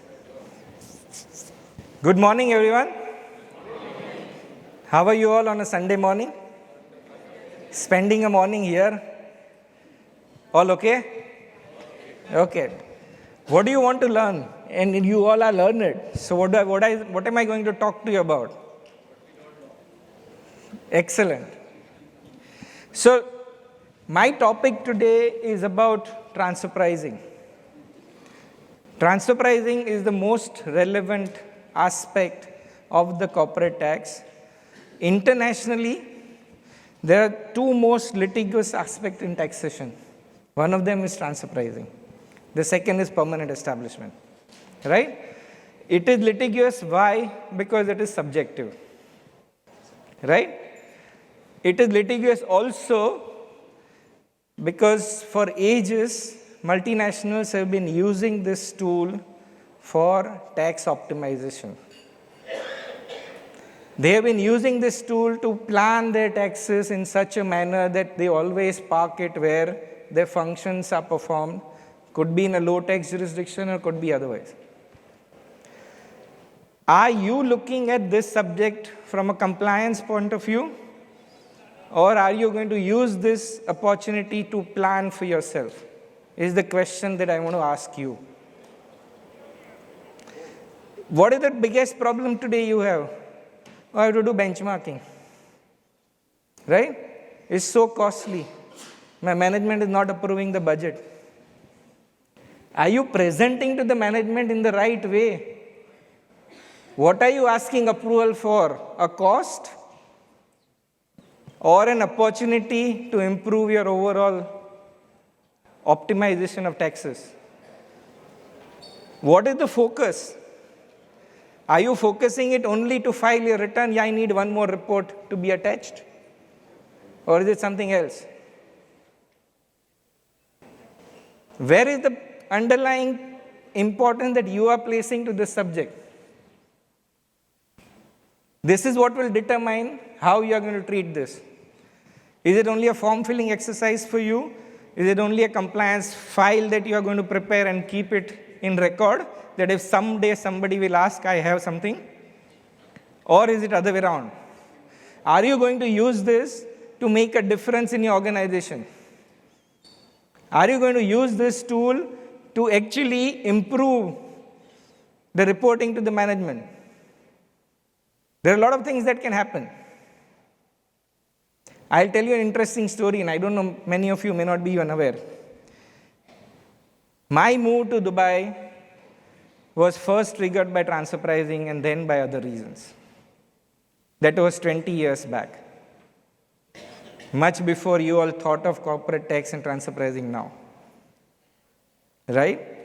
So I was working in an organization, we were India-based, we were going international, and the first thought that we had is that why don't we go and set up a proper substance office in UAE? Why? It's in center, it's easier for us to commute, it's easier for us to have functions there, so let's have our proper functions set up here. We moved our procurement, group finance, treasury, and group legal function to UAE 20 years back. In India, as a group, on a turnover at that time of about $400 million, our effective tax rate was somewhere around 28 to 30%. After restructuring, 2 years down the line, where we invested in not only just setting up the company here, we moved the entire function. The procurement head was moved here, his procurement team was moved here, I was moved here to head group finance and treasury, and our chairman moved here to lend substance to the entire thing. In 2 years, our effective tax rate came down to 16.5%. When you start talking about millions of dollars and all of that making such a big difference, you can understand the investment that we did in setting up, in transfer pricing, in justifying all of this way back 20 years back. Do you want to use this opportunity for your organization to do this? Or your focus is only filling the tax return right way? This is the choice you have. Because like our Minister Sri Gajendra Singh Ji said, if India is going through an era of transformation, for a compliance point of view, UAE is also going through an era of transformation. We all are part of that. And we all have our choices to make. Like my esteemed colleague Manu said, what is the choice you are going to make? Yes, you have made a choice to learn. That's why you're here today. Are you going to use that to the next level? Are you going to make it count for you? And are you going to make a difference using that knowledge? That choice is with you, my friends. And let me start you with that. Okay, so look, my slides are 53. And with the time that I have, I'm not going to finish all of them. But I'm going to skip some of the initial slides which talks about transfer pricing as a concept, because I understand and assume that you all are knowing all that. If you don't know, please ask. Of course, we have a panel discussion at the end where we'll try and take all of your questions that you have and we'll address those as well. Okay? But let me focus on first, I'm going to show you what are the screens that you should be mindful of, why it is going to be important. You look at that. And then I'm also going to put up some of the slides which are common questions that are being asked to us today. I'm going to try and put an answer to that upfront on my own. Then you can ask whatever other question that you may still have. Right? Are we okay? Is it good? Very good? Okay. Meaning of arm's length, related person, everybody knows, 4 degrees of relationship, this, that, no problem. This is the 4 degrees. This is one of the widest coverage in terms of related party that you can think if you compare the transfer pricing regulations anywhere in the world. So they generally go in any other country to first or second degree, and that's all. In UAE, they've adopted fourth degree. It goes all the way up to your great-grandparents, and everybody related from there on are all related for you. And of course, the relationship alone doesn't mean anything. If you have transactions with them, that's what triggers. In my view, 90% of the companies filing tax return will have to be mindful of what transfer pricing is required, what documentation and justification is required for this. You may not be a free zone company, you may not use those options. You may not be in SBI, you don't use that option, but you still have to look at transfer pricing. If you are even in LLC, you still have to look at transfer pricing, right? So most of you guys will have to look at this part. You don't have a choice. Do it correctly is what I would recommend. Control and then illustrations. Okay, forget all this. You know, you are already more aware of all this than me. What is more critical here is the connected person. Because UAE does not have personal taxation, the authority was very mindful that it's easy for anybody to transfer profit from corporates to individual and not pay tax on it. And therefore, two things happen. Generally, transfer pricing is restricted to international transactions. UAE expanded it also to domestic transaction. And UAE expanded the concept of related party to include connected persons, which are not related, which do not have control, but they are connected. They are senior officials of the company. And they are also part of the embed. This two aspect is unique only to UAE. And therefore, the issues that happen here are also unique to us only. And you may not even have a international experience to lean on when it comes to these aspects. So please be mindful of that as well. Payment to connected person. These are the typical intra-group services. Which are the 5 methods of transfer pricing? You all are aware? Any doubt there? You can also adopt the 6th method. You are all also aware of that? No problem? Very good. Article 55 says you need to maintain proper documentation. Right? Where do we begin? So, first is the TP disclosure form. So, there is no separate form. It's part of your return portal. And it requires you to fill in the various information at that point itself. So, it's not a separate form to be attached. But yes, it is called a TP disclosure form. It gets triggered only in certain cases. Only if your aggregate value of related party transaction is above 40 million or your connected person payments are above 500,000. But this is when you mandatorily have to disclose. Even if it is below this, you still have to keep the documents and you still have to keep all the data available for you. And also justification that indeed this was at arm's length, right? So this has to be filed along with the return. It's part of your MRI tax portal, which Manu started you with, and I'll show you some of them. What are the other things? Local file and master file. So if you are exceeding 200 million, but if your ultimate parent entity is in UAE, then local file itself will suffice. If your ultimate parent entity is outside and you have multiple countries operation, then master file will be required, right? So 200 million and above, that's an additional compliance. Then country by country report and supporting TP documents. So CBCR is anywhere there for multinational group and they've been filing it for last 2 years. If you're not falling within that, don't bother. But some of the reporting are similar to what CBCR report asks for. That's why we just refer to it. And these supporting documents are mandatory for everybody. There's no threshold. Supporting document will start with your benchmarking reports. It will start with your reconciliation. It will start with justification. And all of these documents are given for even the smallest transaction. See, unfortunately, unlike other countries, even Saudi and others, they have a basic threshold that if I have transaction up to 6 million in Saudi, I don't need to do all this. In India, there is a threshold. In other countries also, there is a threshold. Up to that threshold, the documentation, justification, maintaining all of that is not required. But UAE did not take that way. And therefore, even a 1 dirham transaction technically with a related party has the same onus on you to maintain documentation that a 100 million dirham turnover could have. So unfortunately, the compliance burden is higher even for the smallest of the transaction. And that's where you need to be very mindful. Okay?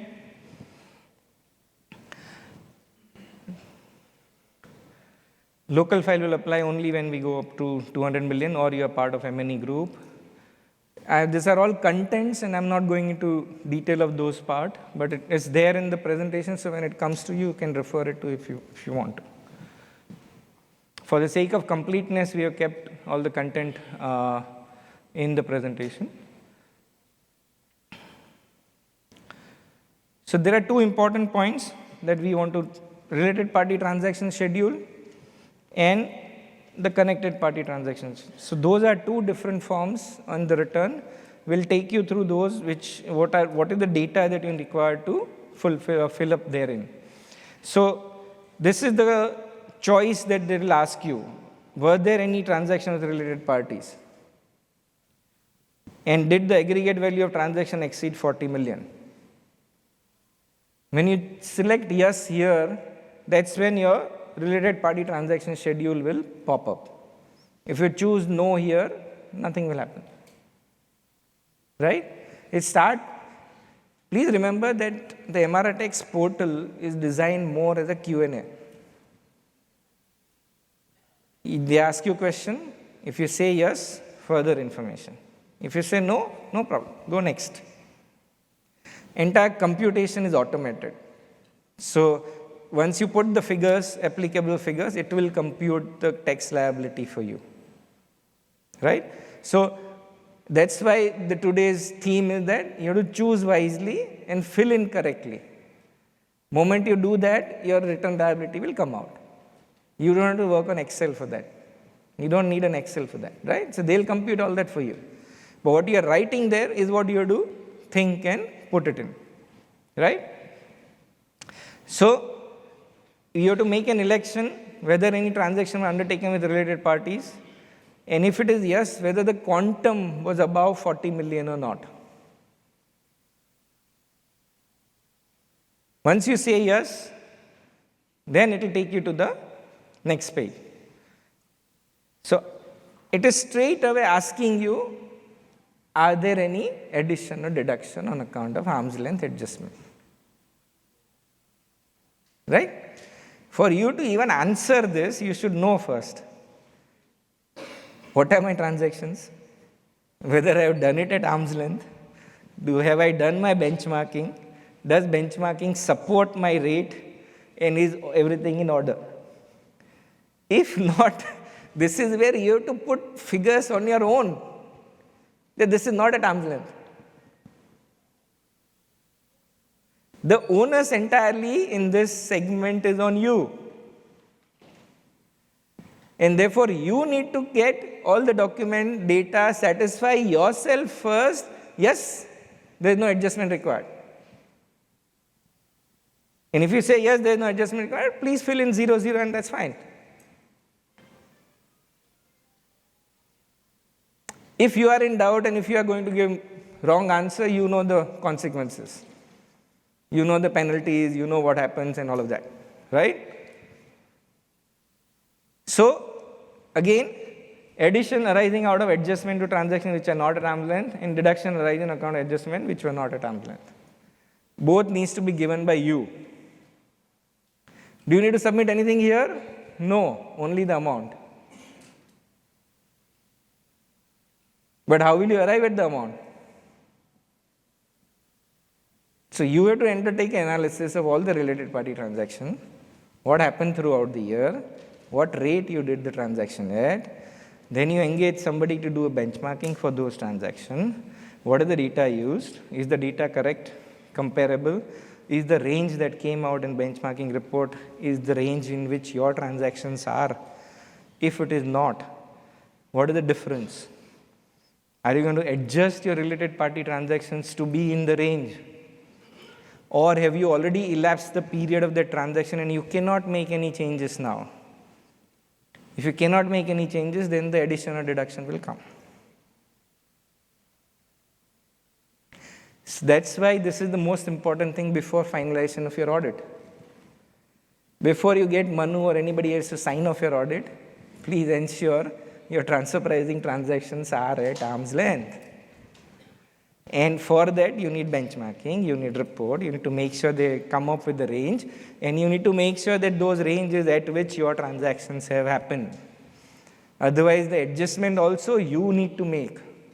If you don't make, they will make. Clear? Now you still want to say that benchmarking is costly? Yes, I agree that compared to India and other places, the rates that we pay for this databases, which are Middle Eastern databases, are much higher. But then it's just the economics. Because there's a demand, they are trying to charge you higher right now. And the things will settle. We do expect that in few years' time, those rates will also come down. Okay? So let's not worry about you have to treat this as compliance cost. Do you want to take a 0% benefit in your free zone? Yes? Please pay this. Otherwise, your entire profit is subject to 9% tax. Even if you are paying 9%, whether you want to pay 9% on the profit that you think is taxable or is something else, for that also this is required. Right? So what is the content of the form that you need to file? There's a template which will ask you for name of related party, transaction type, tax residences, gross income, transfer pricing method you have applied, arm's length value, and tax adjustment.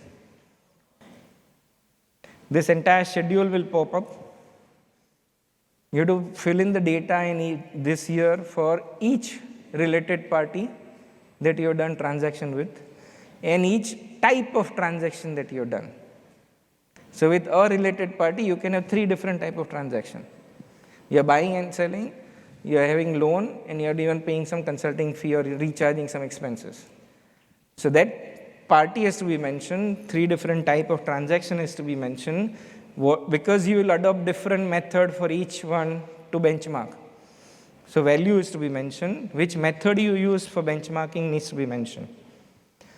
And then at the end, you have to conclude saying whether all the transaction that you did with this party is at arm's length or not.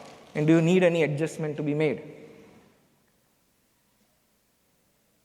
That's the data you need. And that's why filing it first time is going to be difficult. Get ready to pull in and get this data right now. If you have not done transfer pricing by now, you are already late. If you have not done your benchmarking by now, you are already late. Each benchmarking exercise will take minimum 3 to 4 weeks. It's not that you give data and it will come out next day. So please be mindful of the time that is going to take.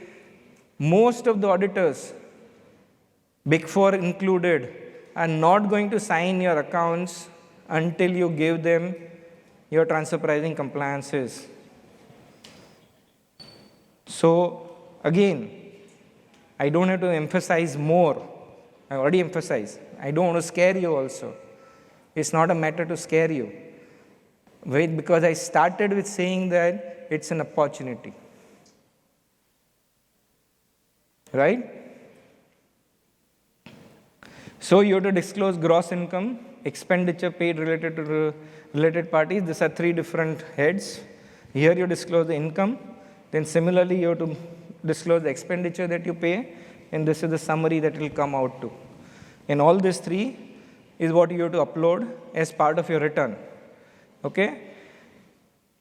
So name of the related party, goods, services, intellectual property, interest, asset, liabilities, and others. What are the type of transaction? Country of tax residence, is it local or is it international? And TRN of tax identification number that you have to fill in. Then you have to mention gross income, which transfer pricing method you selected, description, if you have followed other arm's length value, and if there is any adjustment required. So if your gross value is different from the arm's length value, then it will compute the adjustment on its own. If gross value of transaction is 40 million, if your arm's length value is not 40 million, and if you mention 39.6 million, 400,000 will become adjustment. You will not have to type it in. Okay? Clear?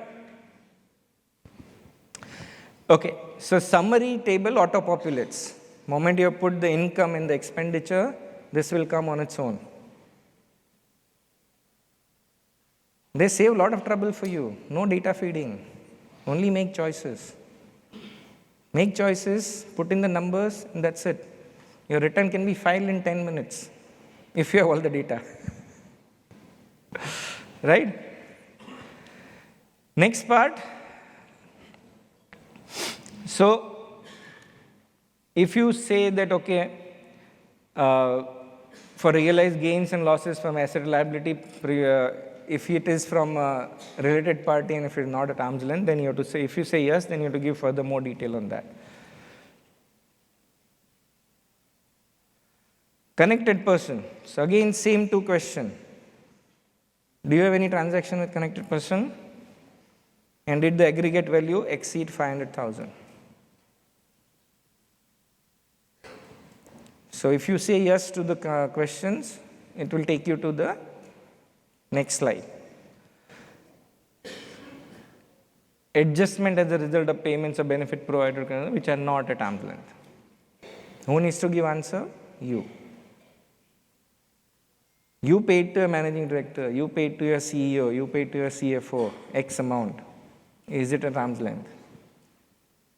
Did you pay any bonus or anything to them?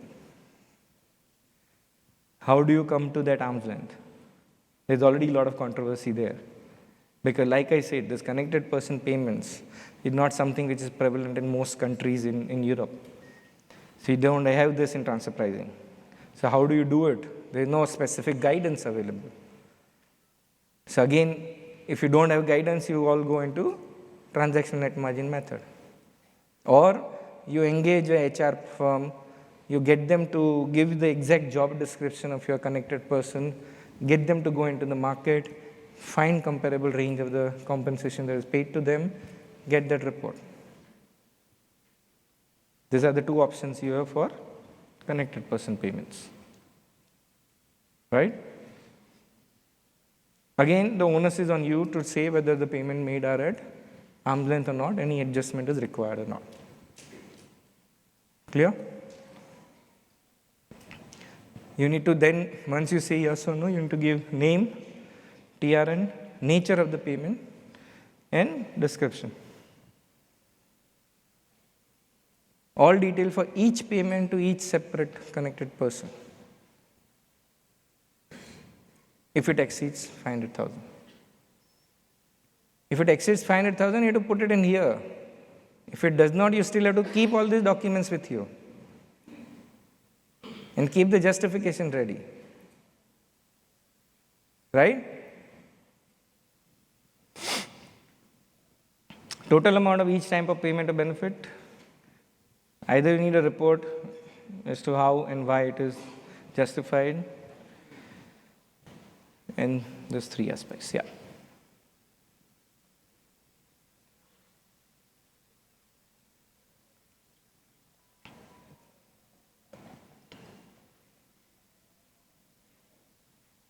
So only in this cases, the payment to connected person is not to be, is acceptable even if it is not at arm's length. If you are a listed company and or if you are a part of the regulatory oversight of a competent authority. There, any payment which is accepted by these authorities, you need not be at arm's length, and you don't need to justify. I'm sorry, it cannot be not at arm's length. You need not justify, you need not keep detailed documentation for that. Okay? So, I'm just going to give you a summary, 3-4 slides, and then we'll go into the Q&A part. Okay? Aggregate value of RPT 40 million, an aggregate value of connected person payment above 500,000, and taxable person's revenue is about 200 million, all needs to be done. Related party form, connected person form, local file, right? If for whatever reason your connected party payments are not above 500,000, then you don't fill in that, okay? If your related party aggregate value is not 40 million, you will not fill the disclosure form. Does not mean you don't need to keep the documents for all the other payments. So payments anyway, even above 1 dirham, you need to keep the documents. You don't need to fill in the disclosure form if it is below this threshold. Are we clear? If amount is also less than 40 million of related party, connected person payment are less than 500,000, but you are still about 200 million overall turnover, you still need to keep local file. The disclosures are not required, right? Now only related parties above 40 million, rest 2 you are not meeting, then the other 2 will apply. And if you are not meeting any of the 3 criteria, enjoy. Enjoy only for return filing, not otherwise, right? Okay, so now I'm going to turn my attention to some of the commonly asked questions, because this is what a lot of you will have in mind. And I'm trying to help to make sure that your question in a end panel gets reduced to that extent. Okay? Is it mandatory to determine arm's length price for even if both parties are UAE resident and transaction is tax neutral? Sir, both are LLC. What do I do? Do I not need to maintain any arm's length? Nothing. Am I okay? No, you are not okay. ALP has to be done, and you need to keep the documentation, and this is also mentioned in the TP guide. Okay? So please do not have that confusion. Both are LLC, why should I do it? Why should I incur this cost? I'm paying tax anyway. Sorry. Why benchmarking? Can you not simply give our own data to you? Our industry data is not available anywhere in the world. It's very specific to our industry. You can't even find it anywhere in public listed companies. Why are you doing benchmarking? Sorry folks, I still have to do it. The methodology is prescribed. This is how you go about doing it. And this is what is acceptable for tax authority, not for me. So this is acceptable for tax authority, and that's why you need to do it that way, not for any other reason. Your industry has a typical functionality. Please highlight that to your consultant. Let him detail that in their function, assets, and risk profile, and then you go about doing the benchmarking. So what information you give to do the benchmarking is also equally crucial. If you give the correct information with correct set of data, function, assets, and risk, that will get you result in what you're looking at. If you don't give the correct data, of course, it will pick up the general data, it will give you a general comparison. Right? Is updating benchmarking study required every year? If I have done already my study 1 year back, I was doing planning and I did my study, do I need to update?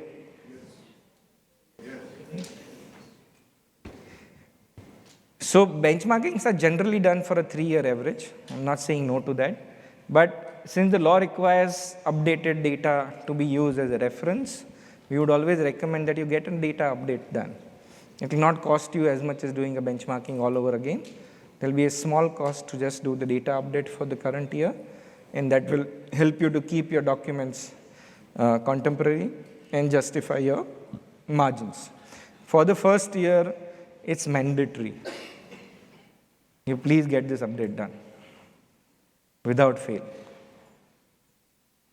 Okay?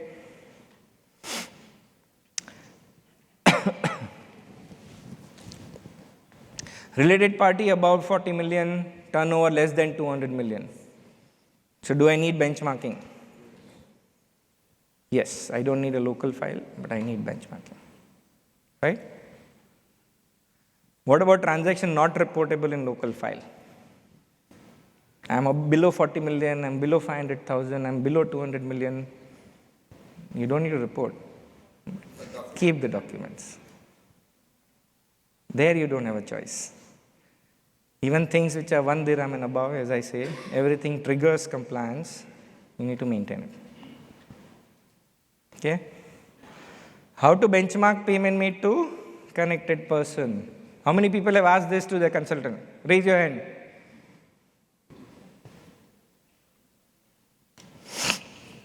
I already mentioned that while I was discussing. So either you do it at the net level, substantiating the detailed profit and need benefit documentation, or both qualitative and quantitative approach, both are fine. So you can engage a third party, get a specific report for that profile, or use TNMM, but do it correctly. Use the right levers to compare it and then justify. Right? Interesting enough or no? Is it keeping you all awake? Attentive or no? Okay, so if you are not able to find external comparable in UAE databases, what do you do? My business is very unique. You will not find any comparable in UAE. We don't do anything here. My business is external. How do you do benchmarking? I will expand the search. I'll try and find comparable within that geographies, and I'll still do the benchmark. Right? Cost of benchmarking is same even if you use UAE comparable or international comparable, because the database that you use will give you that anyway. So you're not going to add to cost just by doing this. If arm's length price is required for same tax group entities, I'm in the group, I'm filing a special purpose financial, I'm nullifying my all intergroup transactions. Okay? What, Janak bhai? That's not fair. It's advisable. I can't say it is mandatory. It's advisable to be justified at a standalone level and then go to the consolidated level. Right? But uniform TP policy has to be followed irrespective. Okay? Can we prepare the documentation at later point? Will you have enough data available at a later point? Will you have entire detail of the transaction available at a later point? Will you be able to substantiate all the data that one needs for benchmarking? If not, please do it now. If you'll try and do it at a later point, you will not find enough data and you will not be able to then substantiate it correctly, and therefore you will have to then offer the adjustments to the price at which you have done. Transfer pricing is something that you do while the transactions are happening, because then you will have an ability to adjust the prices between related parties if it is not at arm's length. And you will be able to internally make that adjustment before your financials are finalized. Moment you cannot make that adjustment later on, it will call for adjustment. It will call for adjustment to your taxable income, and therefore it will cause a lot of other issues. So this is not something that you can do 1 year after.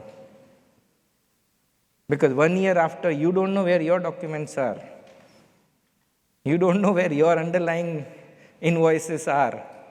And then you will sit and spend more time finding all of that than doing anything else. Right? Chairman, sir, I'm before time.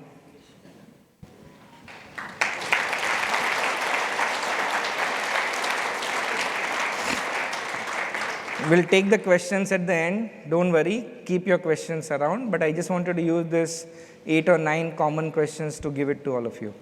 Okay, thank you. Thank you very much. Thank you so much, Neerav bhai, for decoding such a technical topic with absolute clarity and practical relevance. I like the way our chairman is already on the stage, and also along with the chairman, vice chairman Bala, I would like to call CA Gigi Matthew and CA Paul Edutukaran on the stage to do the felicitation of the speaker. Please come on the stage, sir. As our chairman said, this is the year of the members. So yes, our members' participation is there for the felicitation of our eminent speakers. Please come on the stage, sir.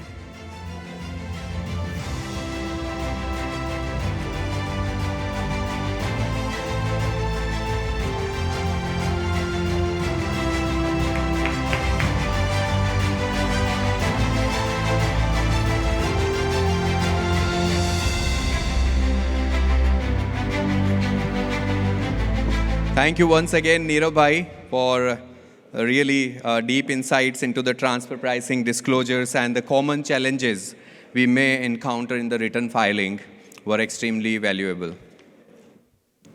We now move to our third and very important technical topic of the day, free zones reporting in corporate tax return.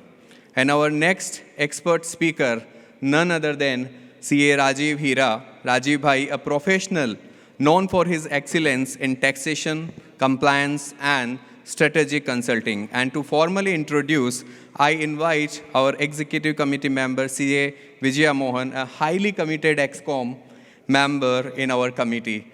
Vijaya, please come on the stage to formally introduce our next speaker, CA. Can I have a big round of applause for Vijaya Mohan? Thank you.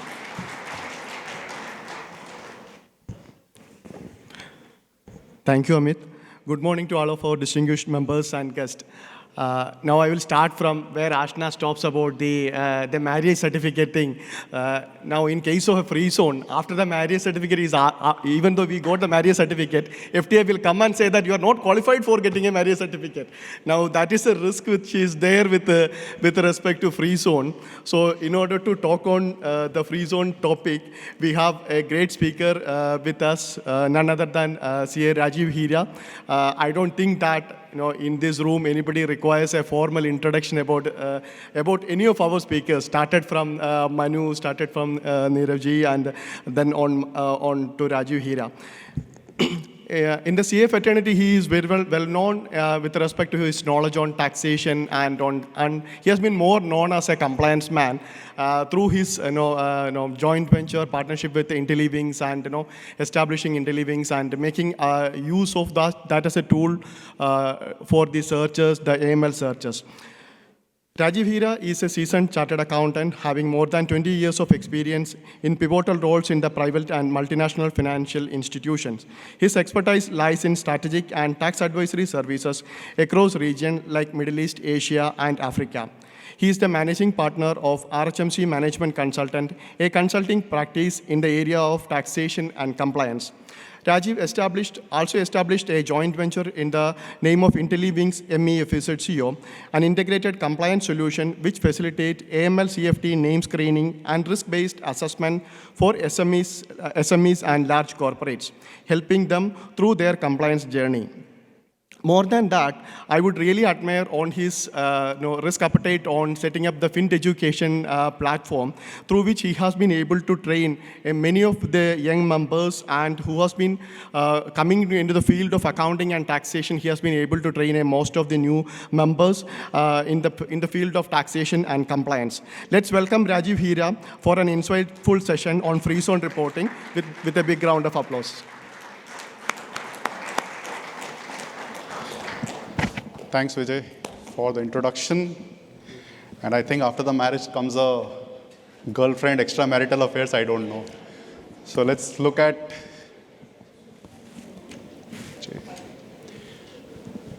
So we'll get into free zone. So how many people are interested in free zone, are having a consulting or entities in the free zone?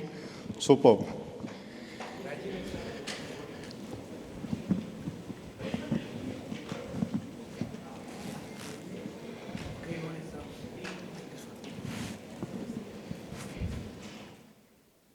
Perfect.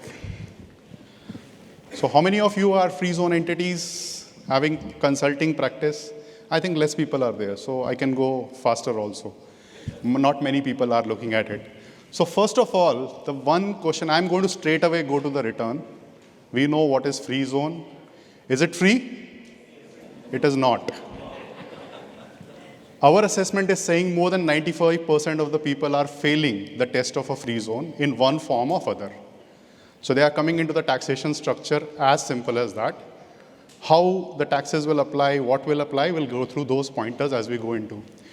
The first question under the free zone category asks about, is the taxable person incorporated, established, or otherwise recognized in free zone? Are we incorporated in free zone? Yes. If I have a branch of a mainland in free zone, will it come into this category? Yes. Then which return I will file? A free zone or a non-free zone return? If I'm a branch of a mainland entity. Mainland return you will file or free zone return you will file? Interesting. I love it. So there are three answers. Mainland, free zone, or we don't know. We have all the answers in the room.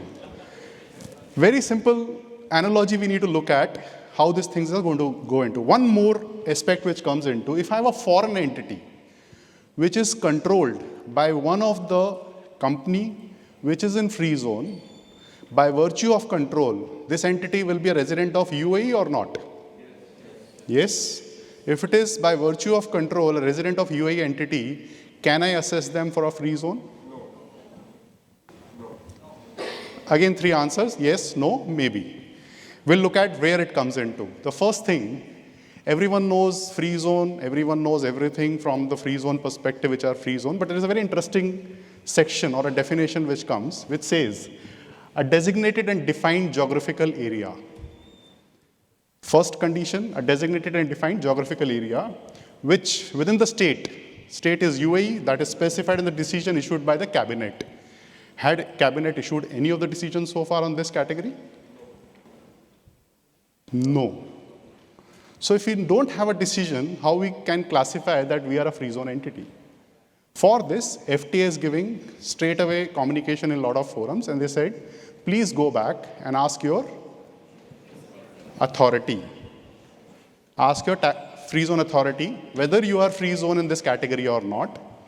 One more point which I just want to clarify, the word says a designated and defined geographical area. So a lot of people, when they read the statement in the free zone authority portal, they say it's written designated. Please don't do Control F with designated. It's not a designated zone as per VAT. It is not designated zone as per excise. It is a designated geographical area. So they have a very different meaning when the word designated is used. Which law, which section, which article we are referring to has to be looked into. Second pointer, which is interesting and comes is, which everyone has referred already, branch of a UAE mainland or a foreign entity, if he has an established branch, no problem. It is a free zone. Anything only on account of control, if the entity is being brought up into the free zone, it will not get the benefit of free zone. That's very, very clear, defined in the guide. So make sure if you are having an entity by the virtue of control in UAE, it cannot be classified under the free zone category. So I'm really reducing your work. You have that category, you don't have to listen anything what I'm saying after this, because that's not a free zone entity. Second question, again comes interesting. Are you taking an option to pay tax under the standard model, not taking a free zone benefit? By default, every free zone entity is considered to be taking a benefit of free zone, unless you come under this section. Unless you come under this section. So choices have to be made, but choices have to be made in this category. In this case, the moment you make a choice, you're not making choice for this year, you're making choice of this plus 4 more years. So total 5 years. 5 years commitment. I don't know, it's a short marriage or extramarital affairs or girlfriend, but you have to decide it immediately at the same time.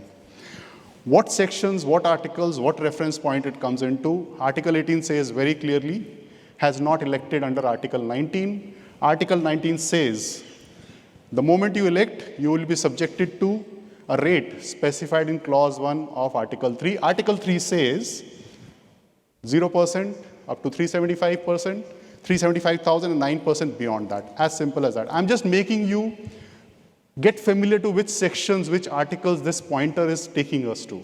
It's very important. Listening a statement and looking at a word may not help to get into the right statement. And last point, what says, where it says you cannot take the benefit for next 4 years, it comes to Ministerial Decision 265, Article 5 very clearly defines the sections. I have not made presentation that the presentation should be made. It's a working document, highlighted the points which are important for you to read, and that's what I believe should be looked into. Further multiple sections, does the taxable person meets the requirement of qualifying free zone person? Bullet statement. What all requirements? Substance, audited financials, transfer pricing, where all, what all sections we are looking at. Let's go straight away to Article 18. Clause 1 gives us straight away the pointers which are required for qualifying. First point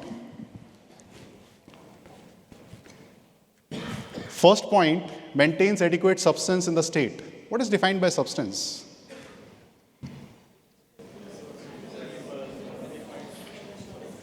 Having adequate qualified employees, expenditure, asset, people, qualified employees, all those things is fine. Having $100 million of turnover with one employee, is it okay? Yes, no, maybe. Yes, $100 million of turnover a month, one employee? Depends. That's a right answer to say.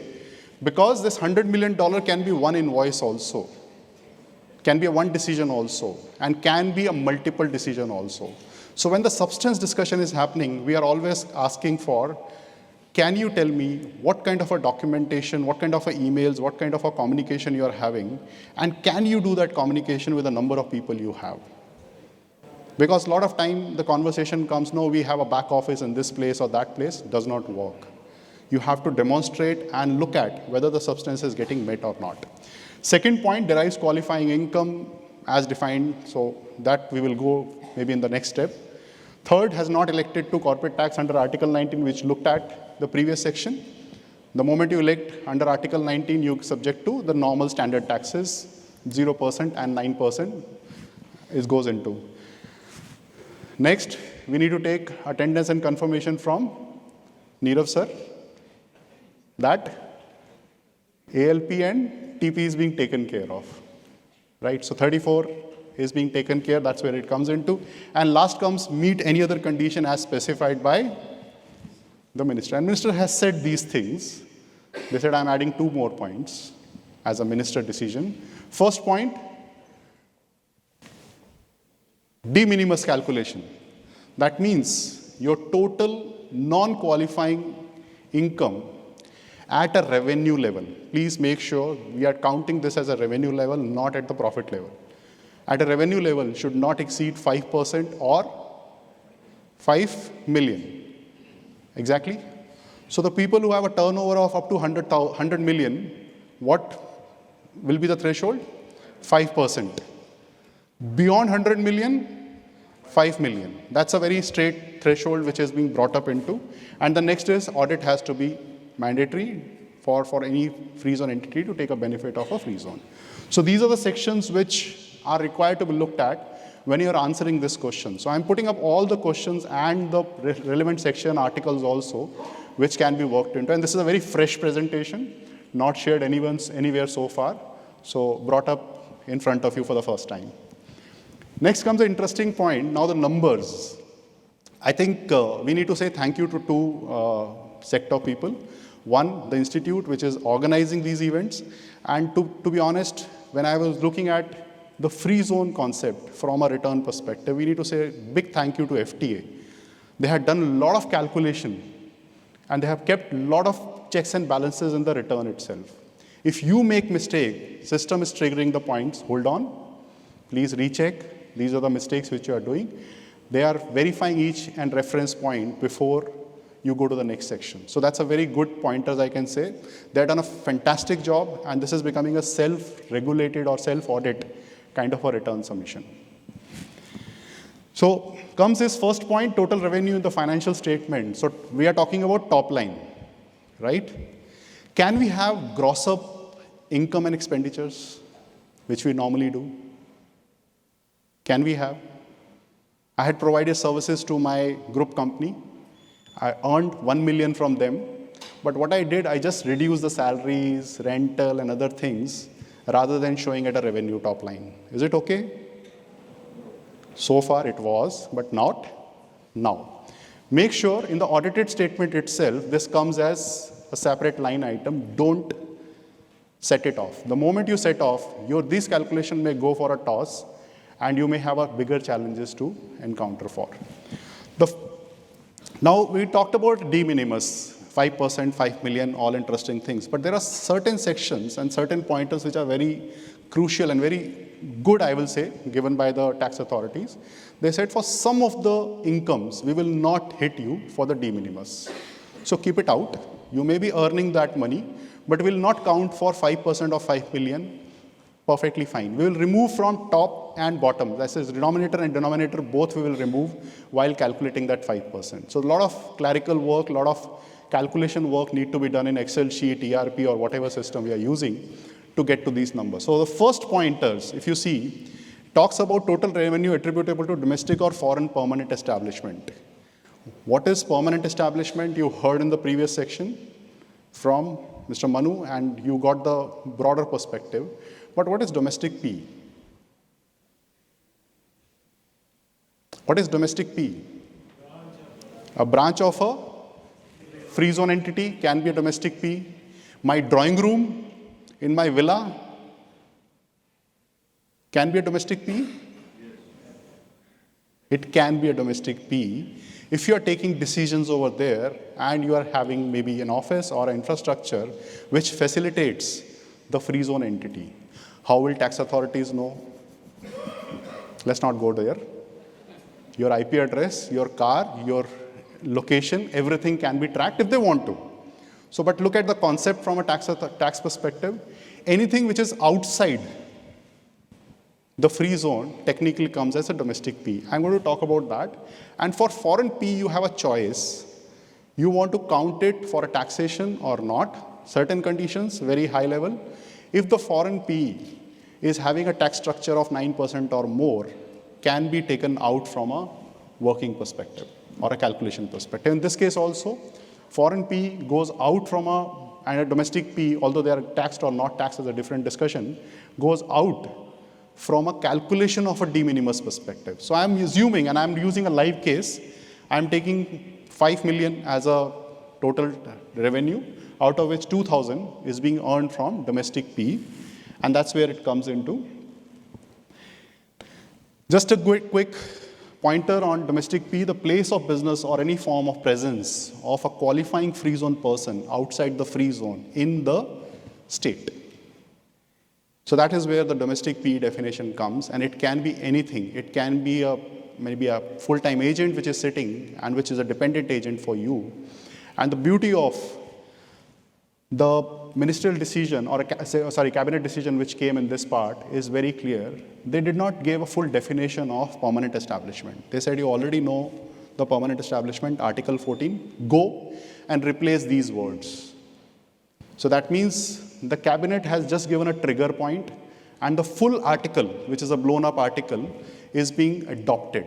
So they said very simple and very interesting statement, for the purpose of determining whether a qualifying person has a domestic P, the provision of Article 14 of the corporate tax will apply, and the expression qualifying free zone person to be replaced instead of expression non-resident person, and the expression geographical area outside free zone in the state, what it means to. What it means to. Mainland. Anything outside free zone in the state is mainland, but mainland is not used anywhere in the language of taxation. So, but for ease of reference, we can use mainland. Shall be used instead of the word state. That's it. So anything, any free zone entity having a branch, warehouse, working location, co-working location outside the free zone comes under the definition of a domestic P. A very important point and very interesting point to look at. A lot of free zone entities have a co-working location. And they get invoices every month. They keep paying it without realizing there is a documentary evidence to say that you have a place outside the free zone. Now, what are you doing over there is a secondary question which will come up to. Second point which maybe need to look at, offshore companies in Java, typically we have seen agents are sitting in the mainland. Agent address is mainland. Is it okay? Is it okay? Trigger. So look at those pointers. There are very interesting points which are coming up for these domestic PE perspective. Again, foreign permanent establishment I referred to, anything which is outside the state of a UAE entity, maybe a foreign branch, which is taxed at 9%. That is where the definition of foreign PE comes into. This comes under the decree law number, under the law, Article 24, which refers to. And that's how the definition need to be looked into. Now there is two definitions which I'm going to use further in the slide, which will help us to look at. One is a non-free zone person, any person who is not a free zone person. So it's referring to what? It's referring to what? It's not used in the state. That's why I'm asking this question. The definition is not using the word any person who is not a free zone person in the state. The moment it says in the state, it is only mainland. But right now, the definition goes for mainland and even the foreign entities also. But should not be a free zone. That's it. Second, important definition on commercial property. Hotels are commercial property or non-commercial property? Commercial? Commercial? Change the definition, please. Remove VAT definitions from your thought process when you are looking at corporate tax. Hotel is not a commercial property from a corporate tax perspective. That's why I brought up this definition very categorically, because this is also part of a de minimis exclusion. But hotels are not commercial property from corporate tax perspective for the free zone. Look at the definition, immovable property or part thereof, used exclusively for business or business activity. Fine. Office, shops, all those things comes as part of it. Second, not used, that is commercial property not used as a place of residence, accommodation, or including hotel, motels, bed and breakfast, establishment, service apartments, etc. So any hotel in the free zone, any motel in the free zone, any labor accommodation in the free zone does not qualify for a commercial property from a corporate tax definition. VAT, please don't change the definition. Tomorrow don't say, Rajiv said, it's not commercial property, no VAT charged. Respective law, respective definitions, please respect the law, what we are reading. If I'm reading, out of context, I'll give you one framework. When you're reading the corporate tax, what is the first thing we need to read at? Law? After law, what you are going to read? MDCD? No MDCD. Law, then cabinet, then ministerial, then FTA. The sequence has to be followed the same way. If something is mentioned in the law, it has to be followed unless reference goes to the cabinet decision. If you are reading the cabinet decision, follow that unless it refers to the ministerial decision. The ministerial decision, follow that unless it refers to the federal tax decision. The sequence is very important. And when you are reading the law, please be in that section, article, or decision, which can be a FTA, ministerial cabinet, or law. Don't go outside that unless you need to. Unless it is mentioned that any definition which is not mentioned here will follow the previous sequence. So that is very important to read. And unless you don't go through that sequence, we may mess up. some of the pointers which comes from a law perspective. Coming back to immovable property, commercial property, we know now hotels are not commercial property from a corporate tax perspective, and that's important to look at. I'll go to the next FTA tab, which says, does the free zone person derive revenue from transaction with non-free zone person in respect of commercial property located in free zone? Where it comes from, again, coming back to Cabinet Decision 100, Article 4, it says, here also, it's okay, we will charge you tax, but we will not count it for de minimis. It is taxable, but not calculated for de minimis. That is where I have used example of 1,000 dirhams. If I earned out of that, now what is the meaning of that? But in this case, one point is to be clear, understood. In all these cases, the property has to be where? In the free zone.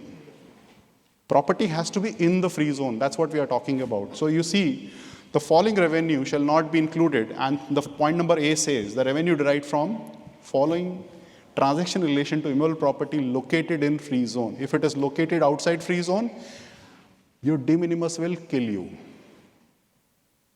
hit you, kill you, whatever word you want to use. Because when you are selling a property, you may earn 1,000 dirhams, 2,000, maybe no profit. But what is the sales value? And that is my de minimis calculator. It's a revenue, it's not profit. So that is where the challenge, or you can say the implication comes, which is very blown up implication. Coming to the next, again it goes into the commercial property. It says, does a free zone person derive revenue from an immovable property in free zone that is not commercial property? If it is not commercial property, I'm not looking at whether you are dealing with a free zone or not. It is going to be taxed, but benefit, you will not get a de minimis hit. Again, I'm using example. I got a revenue of 3,000. It's a very small rentals which I'm using as a analogy, because rental is also a top line. If I'm not sold the property, that's my income. Coming to the last section within the de minimis. So see how the FTA has designed the structure. They brought up all the de minimis activities in one section. The moment you put all the section, they will tell you whether you are hitting the de minimis or no, whether you will do a party of a free zone with 0% tax, or you are party to the free zone with 9% tax. That's a simple calculation which is brought up into. In this case, very interesting or very apt point which comes from intellectual property. I'll just give a very small snapshot. Intellectual property has to be registered. It cannot be, I know. You don't know our owners, they are very intellectual. Perfect. But it is not registered intellectual property. It has to be registered. That means some kind of a IP registration should be there to get into this benefit. And the additional beauty which is there is, the more money you spend, you will get a more benefit than what you are spending also. So 30% top up is being provided, uplift is being provided if you are spending. So that comes to how the UAE government is looking at. They are trying to promote the registration of intellectual properties, research and development, and this is one of the reflection of the vision which the government has, and this is quite reciprocative from a taxation perspective also. In this also, if you see, again, point number, clause C of Article 4 that comes into revenue derived from ownership or exploration of intellectual property, except the revenue derived from qualifying income referred to in clause 1, 7 of the decision. So we'll go to what says that. Goes into the moment you select the intellectual property schedule, it goes into this schedule and it talks about what is the total revenue from intellectual property or income earned. Overall expenditure you done on that transaction, expenditure on intellectual property which is being done, and the calculation is coming as auto calculation. How it is being brought up, I will go to the section also. As I said, Article 7(1) says based on the decision of ministers. And what ministers have said, they said in 265 and they're given a calculation. A simple calculation which says qualifying income is equal to qualifying expenditure plus uplift expenditure. Uplift expenditure is 30%. But overall expenditure cannot cross this threshold. That also test has to be looked at.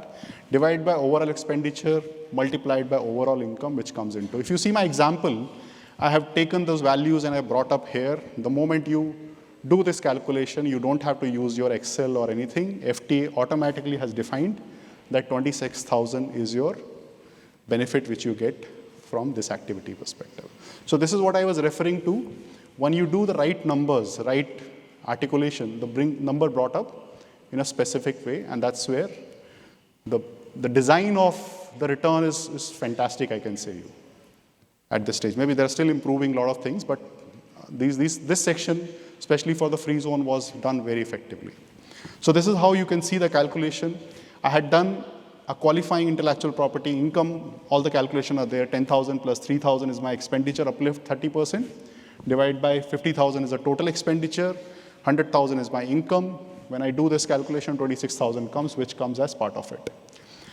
On intellectual property, there are specific definitions being provided. This is for reference. We have already used qualifying expenditure, qualifying overall expenditure, overall income, and uplift expenditure. Uplift expenditure, 30%. The catch is it cannot go beyond the total expenditure because the uplift cannot go beyond that. So that's where it comes into. But the moment you put up all these values, this is where the calculation triggers. And that's where the interesting thing starts happening. Now, further question which goes, revenue derived from excluded activity. What is excluded activity?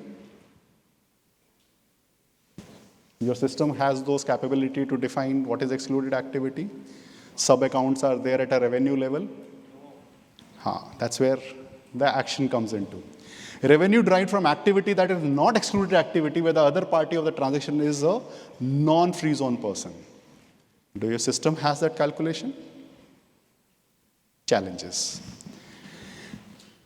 Again, revenue derived from transactions with free zone that is not a beneficial recipient. Very, very specific section and very subtle way it is being brought up into.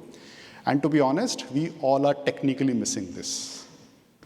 There are two statements which in the FTA guide has been brought up into. There is a very simple analogy we are saying, if I'm doing a business with a free zone person, my income is a qualifying income. Sorry, 2 points. Look at. Are you creating a conduit? Second, is the free zone person a beneficial recipient? Conduit is a very large word because maximum conversation where we sit into, people say, what if I create one entity in a free zone and I transact through that? So you are creating a conduit. Conduit means starting point, end point, we know. Since you are not allowing us to have a business and get a 0% benefit, we create one conduit and we put a person in between who will make sure the transaction is compliant on both sides. FT has already put up that condition in the guide very fantastically, but not in detailed way. So just search the word conduit and beneficiary. Maybe, though your assumption of free zone to free zone transaction may change. Coming back to revenue from excluded activity, revenue derived from the activities we have talked about. Now, again, the bigger point comes is what is qualifying income. On a very high level, we'll go. If I'm doing business with a free zone person, that means my entity has to be a qualifying free zone entity. If I'm doing a business with a free zone person, I need to look at it is not doing anything which is excluded. There is a negative list and there is a positive list. I'm going to look at only the excluded list. But if I'm doing a business with a non-free zone person, then you need to look at two lists. It should be in the positive list, that activity, and should not be in the negative list, excluded activity. I'm not going to cover this section because this section itself takes 2 to 3 hours of the conversation. And we will bring up this as a part of a different conversation or a communication in the discussion. But you got a high level what we are talking about. Now the finer points which comes is revenue from excluded activity. I have taken 100,000 in this case. And this is what I referred to. This is the definition broadly of negative list. At a negative list perspective, when I'm dealing with a free zone person, I need to make sure I only deal with deep pocket individuals. I can't deal with anyone else. Who are deep pocket individuals? Who maintain wealth account, who maintain fund account, who can have aircraft and who can have ship. Easy to remember. They have said you can deal with natural person only in 4 cases, which is E, G, H, and K, which is written on the side, which talks about ownership, management, and operation of ship, fund management services, wealth management services, and financing and leasing of aircraft. That's it. Easy to remember. I can only deal with individuals if their pockets are deep. Otherwise, I can't deal with them. As simple as that. Second section goes banking activity. If a bank is in the free zone, I will not take as a benefit because it's considered as an excluded activity. Next comes insurance. Again, insurance also, they have talked about health, medical, life. If these insurances are there, we are not interested. Only insurance which is a reinsurance. That means if I had taken a medical insurance from an insurance company, an insurance company goes and does reinsurance from themselves, that is B2B. That is allowed. Technically, mine also company, but it's not considered as a B2B in that insurance parlance definition. That is also negative. Financing, as I talked about, it's only about the large financing and the activity which are part of it. Broadly, these are defined as negative list or excluded activity. And next, we have to look at revenue derived from activities that are not qualifying activities, where the other person, the transaction is a non-free zone person. I'm doing a business with a non-free zone person, and the activities are. Now, there is a very interesting catch. If you see in the first section, excluded activity, it can be with the free zone and it can be with the non-free zone also. So the definition or the trigger point in the return is very different than what we were assuming before. We were assuming, okay, I'll make a free zone revenue type separate and non-free zone separate. But that's not how the return format has been brought up into. In this case, I need to only look at with a non-free zone person, where the activities are not qualifying activities. What are the qualifying activities? These are qualifying activities. Only in one case, we look at a specific zone, specific free zone, which is designated free zone. Only in one category we'll look at, and designated free zone definition goes in to the VAT. Here, law is telling us, go and see the definition in VAT law. It is not holding in the corporate tax. Again, the specific point which goes into the designated free zone, one word which I think we have as a professional spoken much more, and even authorities also, in and from designated zone. So in and from has a vast meaning. I am sure FTA is still working on that part and they have already communicated. Wait, a new guide is coming in for designated zone. And there are very certain there are a lot of missing links which are going to be brought up. So these are all qualifying activities which comes as part of it. Then comes revenue derived from transaction with free zone person that is not the beneficial recipient of the relevant goods or services. Now this is what I said. Conduit and beneficial recipient is a quite intricate part from a tax perspective and very interesting to look at. Where we look at this definition, for the paragraph A, clause 1 of article income be considered. Paragraph A, clause 1 was when you're dealing with a free zone. So this section is only looked at when you are looking at a free zone to free zone transaction. The free zone person is a beneficial recipient. And who is a beneficial recipient? The person who has a right to use and enjoy the services of goods and does not have a contractual or legal obligation to supply such of goods to other person. And the term goods shall be tangible, intangible, all assets. So the best part, what we have seen, if a free zone person is buying the goods, that means I am a qualifying free zone person, I am selling the goods to another free zone person, and they don't have a warehouse. If they don't have a warehouse, what I will assume? The goods are already sold. If goods are already sold, can the buyer be considered as a beneficial recipient? But he already has the pre-order. The law says enjoy the services or goods and services does not have a contractual or legal obligation to supply such goods or services to another person. We will debate. Right now, they're going to kill me out if I take more time. But make sure if you don't have a warehouse, 99.99% probability you will not tick the definition of beneficial recipient. I'm sure a lot of people advice is going to be revised now by looking at this section. Go to free zone guide. Again, I'm telling you, Control F, conduit, beneficial recipient. And where it comes into, the income is income derived from a transaction with a free zone. This is what the section is being referred into and goes and hits us back. Further, if you see the revenue schedule, I have put up all the numbers, 5 million top line. Then I have put up what are the incomes I have received from a category where de minimis is not to be calculated. I have put up the qualifying, non-qualifying, and the system is telling me straight away here that are you a qualifying free zone person or not. So this is a system trigger point, radio button, not what you are selecting. How it is calculated, as simple as that.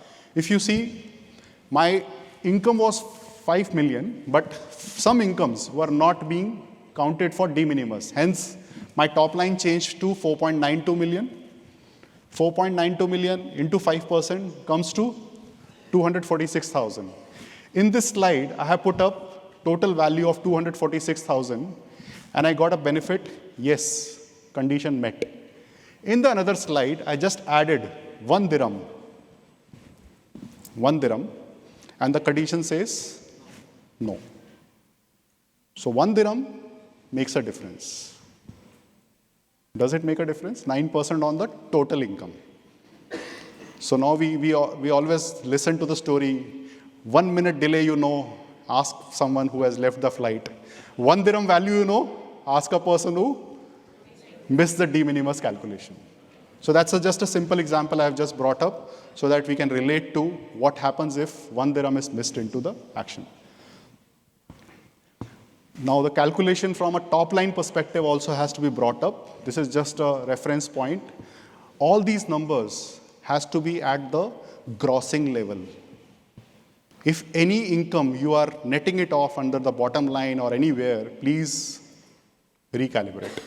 Because if FTA finds it at a later stage, the impact may be huge. It's not 9% only. It's a penalty, fines, and everything which comes as part of the discussion. Next goes now more simpler. You select the activities, and the activities are all the same activities which we talked in the qualifying activity list, which is defined, or a positive list, which we talk about. Manufacturing, processing, trading, holding, ownership, distribution, all those things comes as part of it. So this is again a drop-down. Select all the activities, and FTA portal goes further. Now, this is again one interesting thing, which we were not expecting, but it is there. Substance, you have to provide. One, all employees located in free zone. Please define average number of full-time employees in the free zone. Total operating expenditure derived from qualifying income, not free zone now. So that means you need to have a segregated employee list for qualifying and non-qualifying.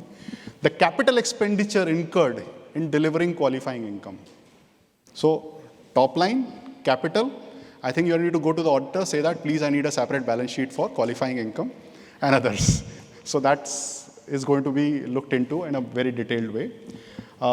Again, a declaration, have any of the core income generating activity being outsourced. The moment you say, again, which entity, where it is being outsourced, free zone, non-free zone. If you are taking a benefit of a distribution, outsourcing can happen only in designated zone, not in the free zone. Further confirmation, and it has to be with blood. Okay, no confirmation of the tick, it's a blood confirmation. One, an adequate amount of assets were held in the free zone, adequate number of qualified employees. All these sections are coming from where? They are coming from Article 18, which you just looked at before, and are coming from Ministerial Decision 265, which is audit and de minimis. These are the test points which are being brought up. Again, they asked you, please confirm. Already confirmed before, remember? They said you must have forgot maybe in 5, 10, 20 minutes. Let's reconfirm from you again. How many of you do calculation EBITDA on Emirates level? Welcome to the world. So if you have branches in all the location, you have to do earning before interest, tax, depreciation, and amortization in AED form at Emirates level, and salaries and wages in AED form at Emirates level. I don't know if, I've not seen anyone who is doing it. When we are talking about Emirates level, we are talking about Emirates level in what sense? If you have a branch, if you have a P, if you have any location, then only it comes into, and you have to calculate those at a entity or a jurisdiction level. This was again a surprise for us because we have not thought through that this kind of a detail may be looked at. Now you remember, you are doing EBITDA here, you are done before also, make sure reconciled. Don't make some number here and these are not reconciled. So that's where the challenge or the things comes into. And that's it from my side, saving into 5 minutes.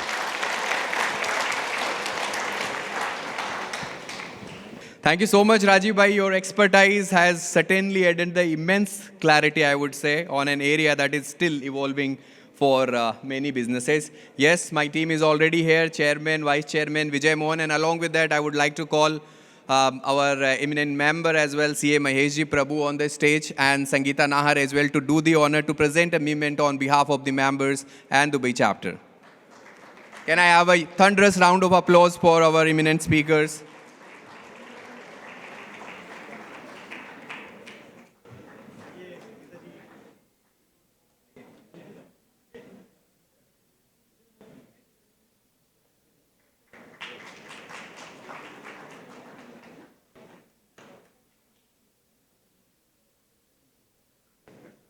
Thank you so much, sir. तालियों में कंजूसी मत करिए. It's a full house. At least show them that we are full house. He's such a wonderful speaker. And yes, now I request our, immediate former chairman, C.A. Rajeshji Somani is here. So as a note of thank you on behalf of all the members, he's attending the first event after the AGM happened. The new committee takes over. So we formally would like to thank him on the behalf of the members. So I request our chairman, vice chairman to present a flower bouquet on behalf of all the members and ICI Dubai chapter. Please come and do the honor. Rajeshji sir, please come on the stage. Sir, he is the immediate past chairman. Please give him a thunderous round of applause.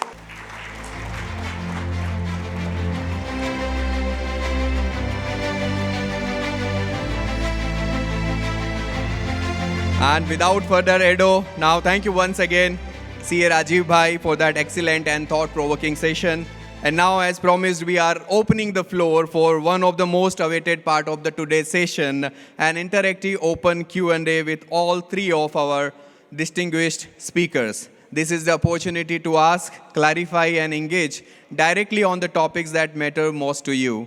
So feel free to raise your hand to share your questions. I know few of them has already shared the questions with our chairman, with us. So we are going to definitely take those questions. So without further ado, I'm going to I would like to welcome all our speakers on the stage, Rajiv Bhai, Manu Bhai, and of course our Nirav Bhai on the stage, along with our dynamic chairman, CA Jai Prakash Agarwal, to proceed further. And we have a bigger round of applause for all the speakers and our chairman. He's going to be the moderator of the sessions. Hello. Please welcome.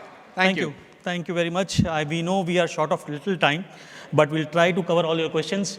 The forum is completely open to you. When we said 1.5 hours, the idea was, yes, we have few questions which we have received again from the members, but the forum is open for all your questions. The mics are there, my team is there, and they will ensure that the mic reaches to you. Idea is, most of the questions we'll try to take from the audience. If the questions are not there, I will take these questions which are also coming from our audience only. Just one important announcement, and this is coming wearing my hat as a tax champion for the institute. We are doing next week a very important seminar on transfer pricing alone. So the point that I mentioned during my presentation, do you want to take it as a tax planning tool or no? This session, we are going to do two important things. We are going to bring in what is the kind of international disputes that happen in transfer pricing, just to give you an idea, okay? And the second speaker is going to bring to you the benchmarking samples for various industries based on what they've done in UAE. Okay, so this is going to be absolutely relevant for you all to look at and apply this going forward. So please register for next week's workshop.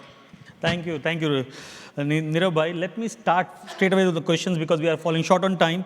Let me ask you first question, which everyone is talking about, you covered in your presentations, that every category of transaction needs to be reported in the disclosure form.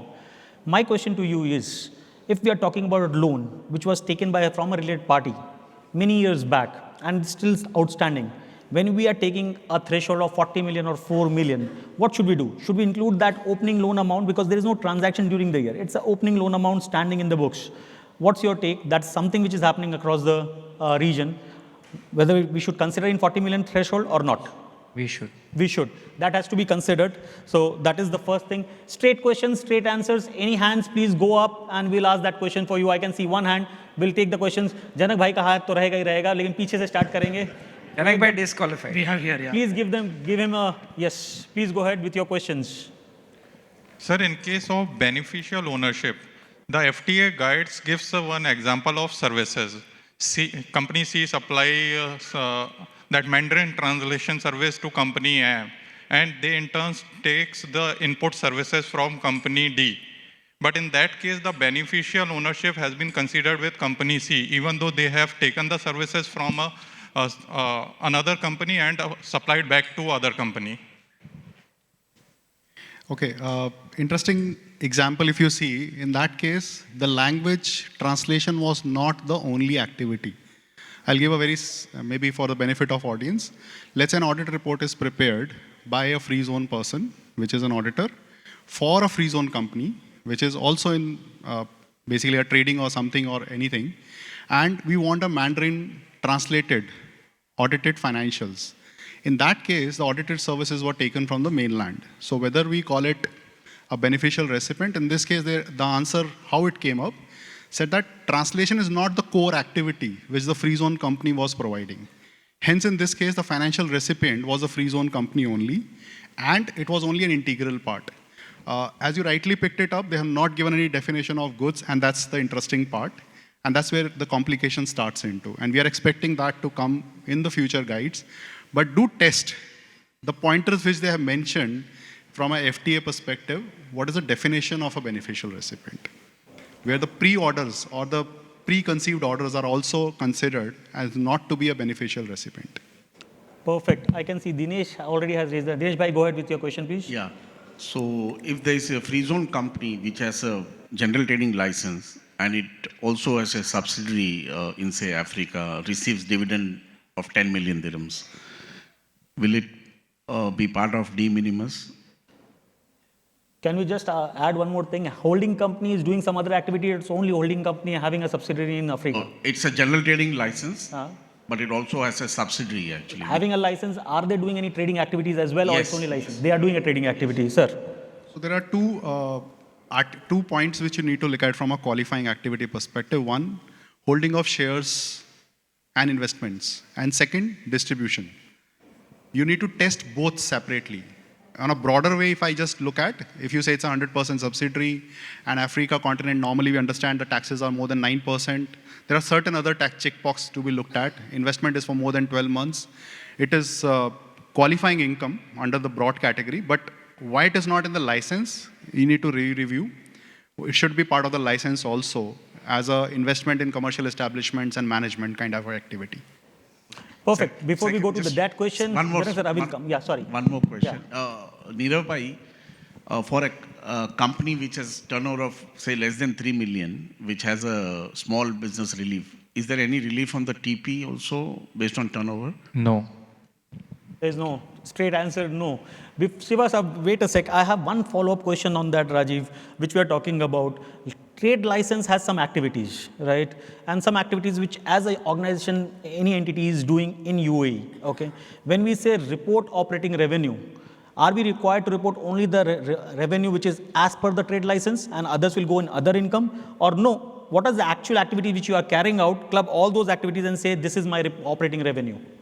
So from a de minimis calculation perspective, it goes about the gross revenue. Whether it come from a scrap selling also, a car sell to the staff also. A beautiful example the FTA guide has used on the free zone. They said if a furniture was sold to a staff, being a natural person, it is a part of de minimis. And unfortunately, that was a startup, just started the activity, and the total income is only that scrap activity, which is a chair or table being sold to the staff. They lost the account of de minimis, and they will not be able to get the benefit in the current and the 4 further years. One more follow-up question, and then obviously we'll go to that question. Recently, FT has started taking the sub-activity also on the portal. So you have to select the sub-activity. Do you think, I mean, that's for the larger audience, do you think that now we have to ensure that the activities which are mentioned in our license matches with the activities which we are doing actually in terms of business? Definitely core activities, yes. But the example which I told you about, let's say if I sell a one-off furniture as an activity, it's a one-off transaction, which is not the core income activity or a core generating activity. I have so many used cars, I sold the used car, but I'm not in the car sale business. But the core operating activity has to be in the license. Holding company example is a core activity. Headquarter services, managing office is a core activity. If you want to take a benefit on those space, substance, form, both have to be looked at, is my view which comes into, but I can't be very sure how the tax authorities look at, but definitely substance over form, not substance and form, both have to be looked into. So substance and form, please let's ensure in the business entities. Yes, Siva sir, I saw your hand, please go ahead with your question. Good afternoon, panelists. So Rajaji, we understood that reinsurance is a qualifying activity. So how about the reinsurance brokerage business? That is also B2B, and especially they are doing only for the reinsurance activity. So will that be qualifying activity? That's for free zone. Reinsurance brokerage is a little bit of a tricky. We are looking at a couple of cases where we don't find the individual or the entity, which is a reinsurance broker, anywhere in the documentation which is being used for selling the reinsurance. At a case level, we are not able to find that reinsurance brokerage where the name is not mentioned anywhere in the document as a qualifying activity, but still this is a subject of deliberation of a specific case. I can tell you one case which we referred to where there was a reinsurance, they referred to as we are intermediary to the reinsurance, but when we look at a document, they are nowhere in the picture anywhere. I said, then what invoice you raise? He said, we raise an invoice of a management consultancy in support of doing a reinsurance. That case may not be. I'm using a word may because it's subject to a lot of interpretation and looking at the documentation perspective. Perfect. Before the next question, let me ask one question which has come. It has come from Rehan Jia, and this is for Nirabai. If a company formed prior to 2024, the company was formed prior to 2024, has been approved to be liquidated by the management in 2025. So it has been approved for liquidation. What is the process of city filing? First liquidation, then city filing, first city filing, then liquidation. What should be the process? Because it's already existing in 24. 24 will be the first financial year or tax year. And therefore you have to file the return for 24. And even when you go to deregister after that, you will have to file the return up to the date of the deregistration and then follow the process. So 2 returns, one for 2024 and for the balance period of 2025 when liquidated Hashim. Okay, perfect. Yes, sir, go ahead, Balram. Who has the question? Yes, sir, go ahead. Hi, sir. Hi, sir. My question is with respect to free zone persons. In substance requirement, there is a condition that authorized signatory or the manager of the company should be in the UAE more than 90 days plus visa residency as a substance requirement. To that supporting available documents, is that suffice that entry-exit report from a Amer center would be suffice for that substance? Question number 1. Where it says 90 days is a good thing to learn. In substance requirement with respect to ESR as well. You went to ESR and you're talking corporate tax. With respect to free zone person, in the substance requirement, 90 days or more. See, there is again a mix of 2 law which we are referring to. I thought I'm going to learn something out of it. 90 days, interesting point. It says in the substance, but from a corporate tax perspective, the 90 days framework is not being brought into. Whether you are checking the substance on account of a control or a PE, or activity. All things, three things has to be looked into. On a broader way, adequate word is being used. If in 90 days you raise only one invoice and the person comes in one day for that activity and does all the things in UAE, as per me, the substance is adequately met. So I will not be able to relate the other pointers, but yes, it is important, and we will see how the salaries are paid, how many days the person was in the country. Looking at whether the salary is under arm's length principle is a different discussion, so I'm not bringing that as a part of this conversation. But I don't see from a law perspective or guide perspective anywhere that 90 days substances anywhere is used. Second question with respect to free zone only. As a qualifying income, the trade license shows that it has an investment objective, investment and funding. When we refer to the guide, they said that there are wealth investment and something like that, and they are... Wealth investment is for regulated entities. Yeah. It has to be regulated by DFSA, FSRA or central bank. That is part of it. So wealth and fund management both are regulated. Otherwise, family offices, private firms, funds and all that stuff are not part of it. Not part of it. Okay, thank you. Perfect. I can see one hand at the back. That's beautiful. Coming. Yes, sir. Please go ahead. Good afternoon. This is regarding transfer pricing format. So the files that we have to, local file or master file that we need to maintain, is it the contents and all, is it similar to OECD, the CBCR? Yes, exactly similar. Exactly same as per OECD. I want one of the volunteers or my committee to be here in the front as well, because few hands are going in the front. Janak bhai to बार-बार हाथ उठा रहे हैं. Sir, आपका question पक्का लूँगा. Don't worry. उससे पहले खत्म नहीं करेंगे. But one more question on this. The TP method, basically they are more known to sellers and not to buyers. So how are buyers supposed to give the TP method? It's not about seller or buyer. It's about what activity you do. So if you're doing purchase and sale, whether you have cup or whether you go under TNMM. So if you're doing services, whether you go under cost plus or again you go under TNMM. So it's not buyer or seller, and it's not for buyer or seller.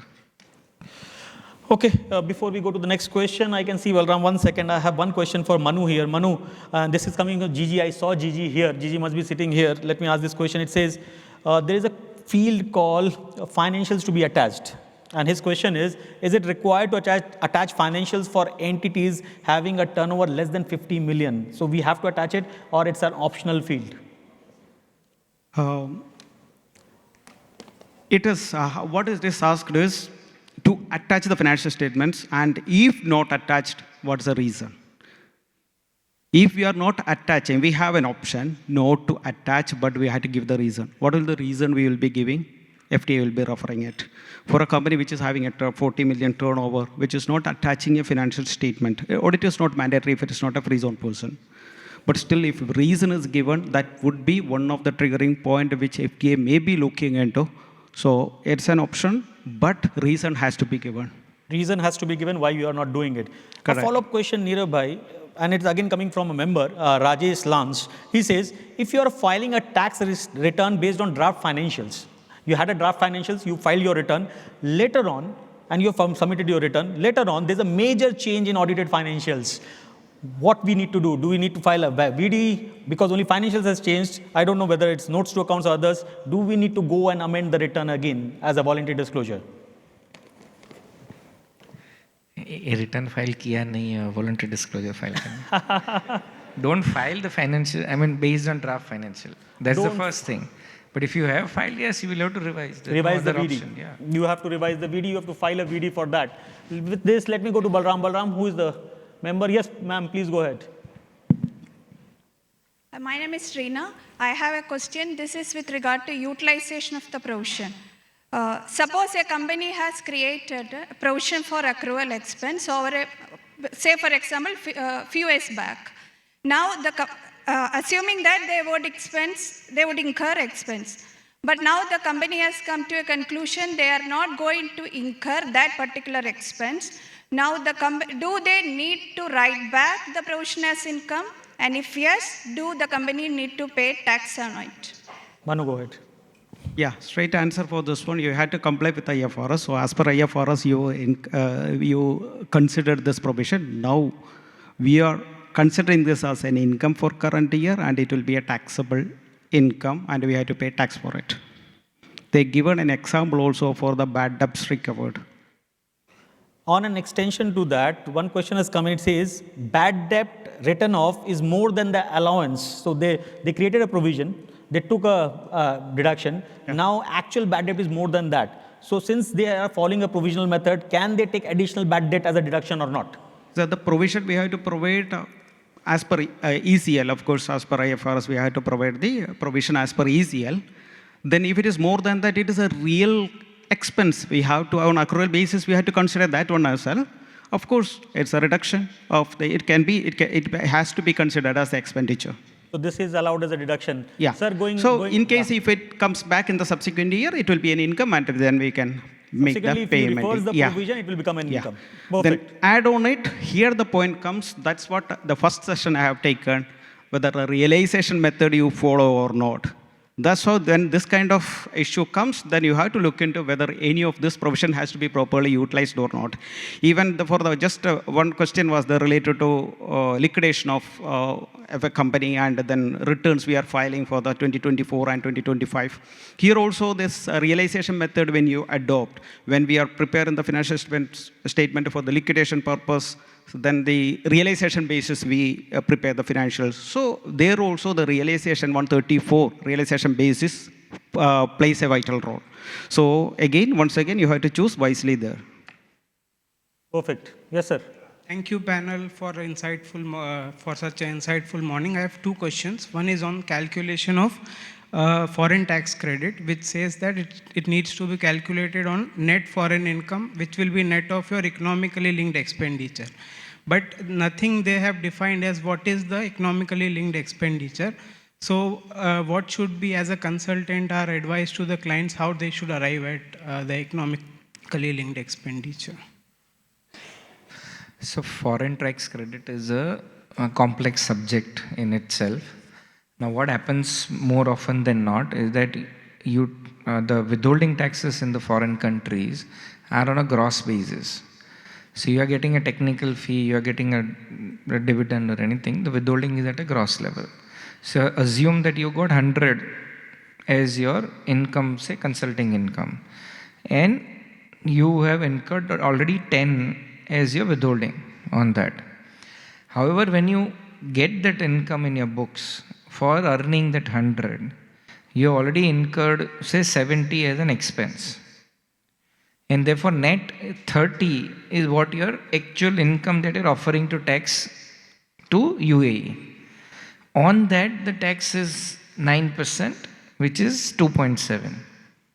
So should you get credit of 2.7 or more? So the point is that you have to look at your net income which is taxed and only get credit for that net portion of it.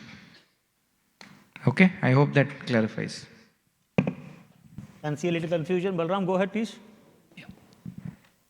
Good afternoon. Thank you for your outstanding presentations. I have two questions. One is holding company in a free zone, which you expect to have a reduced substance requirements.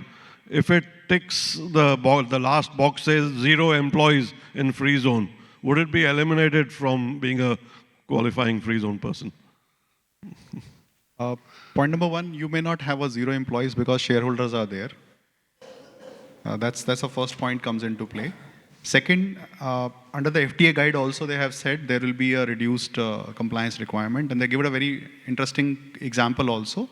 They said if you do the board meetings and the decision, technically speaking, when you are an investment company, you're not doing every day some activity.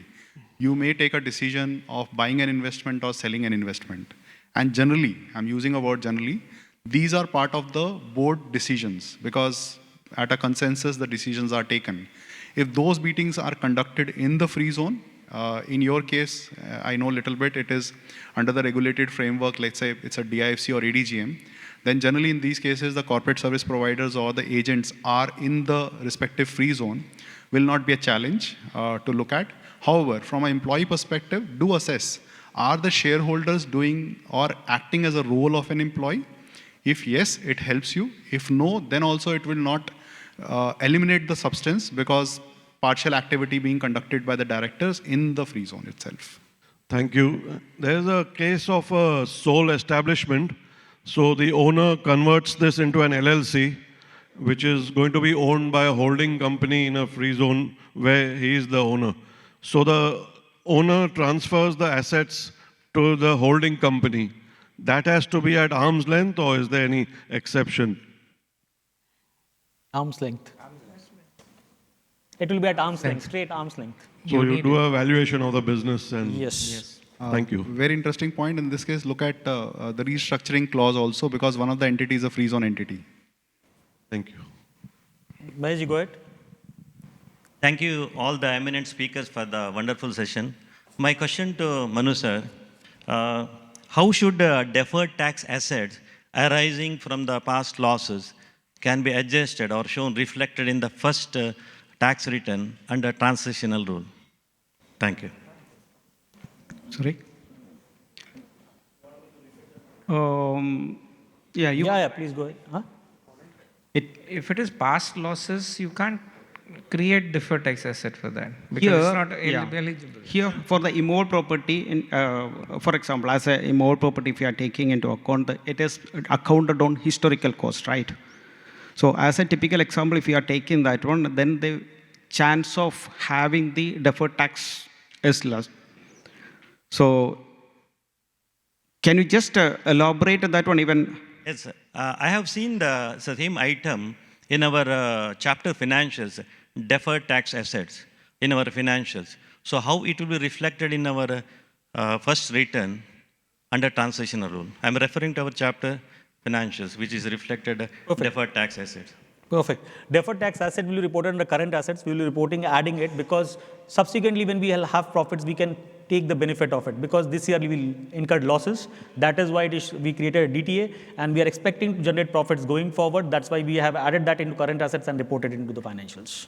And we'll be reporting in under return as well, city return as well, if that answers your question. Yeah? I have a question. Okay. Yes, sir.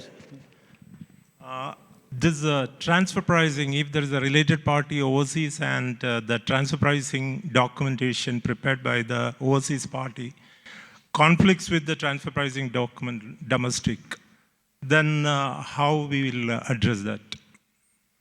No. So first of all, say there are two related companies.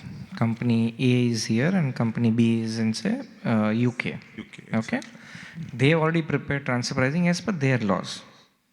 But in that transaction, the tested party is the UK party. And they look at it from their perspective, whether the margins that they want is at arm's length or not. When you turn the transaction around, you have to now test it from a UAE as a tested party. Okay? And there you have to bring in whether UAE is earning the remuneration for the function, asset and risk that it is undertaking. And you have to justify. No, the UAE when you do the entire group transfer pricing, all that has to align.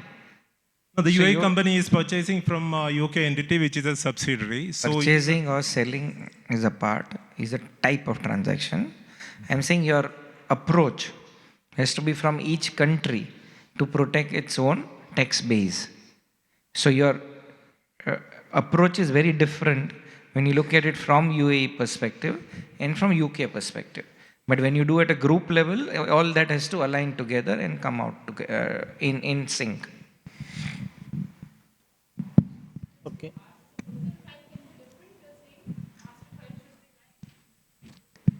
No, it's not going to be different. What I'm saying is that in UK, under their transfer pricing, for the same transaction, arm's length remuneration of say 3% is acceptable. But from a UAE point of view, for similar transaction, that arm's length need to be at 4%, and it needs to be at 4%. So there are chances of different arm's length range based on comparable, based on the country in which you operate, and based on the function, asset, and risk that you perform. If I add there, is there a chance that transfer pricing officers can pick up the file, because in UK it was 3% and they considered no, it should be 4%? That's why we are saying that your tested party changes, and therefore your analysis and your description on FAR needs to capture all that and justify why you are adopting X range. Perfect. So ranges can be different into different jurisdiction. Have a justification why you are considering that jurisdiction. I think, sir, it is addressed. Jay, Yes, just one. I can see Just Jay, 1 but minute. yeah. Good afternoon. Sorry. Neeraj sir, one मैं इधर question देख रहा हूँ, I आप will इधर ask से here. पूछ रहे हो. In this case, the percentage of profit should be same, but the justification should technically change. Otherwise, you have a cross-border issues also. Now I love the panel. It's not like that. So understand that, okay, UAE is the main entity. It does most of the function. It takes most of the risk. Now the overseas entity can be a limited risk distributor. And I'm only allowing at a group level a 2 or 3% for a limited risk distributor. But for the same similar thing, because UAE is taking more function asset risk altogether, I might have a 10 or 15% margin. So I'm not saying that it has to at a conflict. It can have different margin in different countries. Perfect. Let's build up a question here again. Maybe it will help everyone also. A group company is selling the goods and the UAE company is buying the goods. And we are only testing this transaction. We are not testing the sales transaction of UAE entity. So we are only testing purchase of the UAE entity and sales of the group company. So that's what... So even if you look at purchase, at the end of the day, which method you will adopt? So if you end up choosing TNMM, you will still look at the net margin. So then you have to look at the net margin. So I am taking it that rate has to be same in both the jurisdiction. Otherwise, if you have a difference, please justify it because TPO officer is coming for you. That's the verdict from my side. Yes, sir. Please go ahead. Good afternoon. So there is an offshore company who is providing services to related parties. So for this offshore, when the registered office is in main zone, or whether they can claim the free zone benefits, that's one question. For the offshore can companies, you repeat that question? I am not clear. Can you repeat that question? yeah, there's an offshore company where the registered office is in the mainland, as per the MOA. Can we claim the free zone benefits after changing the registered office in the MOA? Then other question is that for the offshore companies, we will not get any visas. So can it outsource the visas from a free zone company through a secondment agreement? Through a secondment agreement can be at cost as per the OECD guidelines.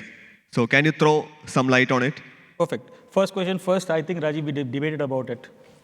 Offshore company having a mainland address. So offshore company, what services offshore company can provide from a UAE? Is the first question comes into play. How the manpower which is providing services and where they are based. If they're by default based in any of the mainland entity or anything, you lose the substance and activity form. So look at a question.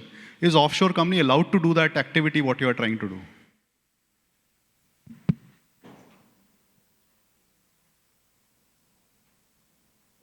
That's a follow-up question for the gentleman who asked this question. Yes. It's a headquarter services. As per the MOA, we can carry out these services.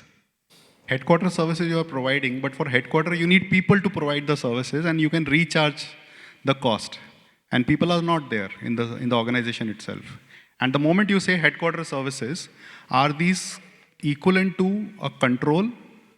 And other related questions will come as part of it. So I'll say at a broad level, 99% you will not be able to get that benefit unless there is a very good tweak into the activity. Yeah. What about the secondment agreements where they can source the employees from a free zone company outsource to another free zone? How the core activity from a substance perspective is control and management should rest with the free zone entity which is taking a benefit of a qualifying free zone. How will you demonstrate that without people and employees? No, you can't outsource the entire core activity itself. So that's not allowed anywhere. Okay, it is providing investment services to outside UAE companies. So technically speaking, your people who are managing the outsourced services are also outsourced. Yeah. Which is not allowed. Okay. Sir, your case is difficult. Please discuss separately. Basically, you have to look at offshore. You cannot do that. Yes, sir. Please, Krishna, sir. Go ahead. Good afternoon, everyone. So mine is actually a follow-up question to the question that was before this one. Mr. Joseph. Yeah. And actually, I go back to a previous session that I attended because it's connecting the dots. Now, say you have done all the transfer pricing, benchmarking, everything for the UAE entity. You have filed the tax returns. and there is an adjustment in the other jurisdiction, okay? Now, what I remember in the previous session, the speaker had said you have to do an adjustment in the UAE books as well. Okay, so that is the first point. Second is, in case that this happens, does the UAE entity need to redo its return and the books for an adjustment done by another authority? No, there are two sides of your question. If UAE has done the transaction at arm's length and is going ahead with it, there's no adjustment required here. If the adjustment is required by the entity abroad, let them do it and claim it with their tax authority. Now, if I reverse that situation, that there has been an adjustment abroad in the transfer pricing in relation to UAE entity, and the corresponding adjustment is to be made here. We have a provision in the law where you can go and apply to the FTA and ask for that adjustment to be made. So it's an Local option. adjustment is mandatory and direct, but corresponding when it is cross-border, you have to ask for it. Can I see that hand there? Yes, please, go ahead. Hello, sir. Just the same question what you are referring to, the negative adjustments. Is the negative adjustment for local company, we need to get the approval from FTA or it is automatic? No, automatic. You can make both the adjustment together, yeah. Okay. Second, just one question. If you are having an investment in gold, physical gold, and it is valued at the original cost, will it form under the transitional provision because gold is not considered as a financial assets or liabilities? So can we get any relief there? I have to look into that later. Boss, gold, jewelry company, inventory valuation. It's a holding, it's a normal investment entity who has 24 karat bars. So it's investment, no? Then why is the problem? When it will be sold.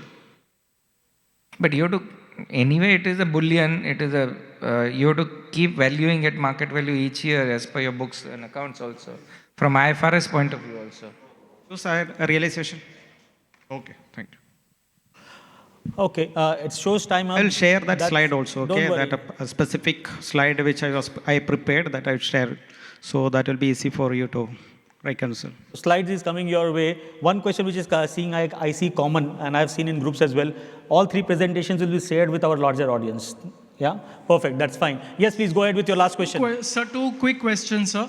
So one is related to a designated free zone for the purpose of corporate taxes. So is it safe to assume that if it is designated for VAT, then it is designated for CT?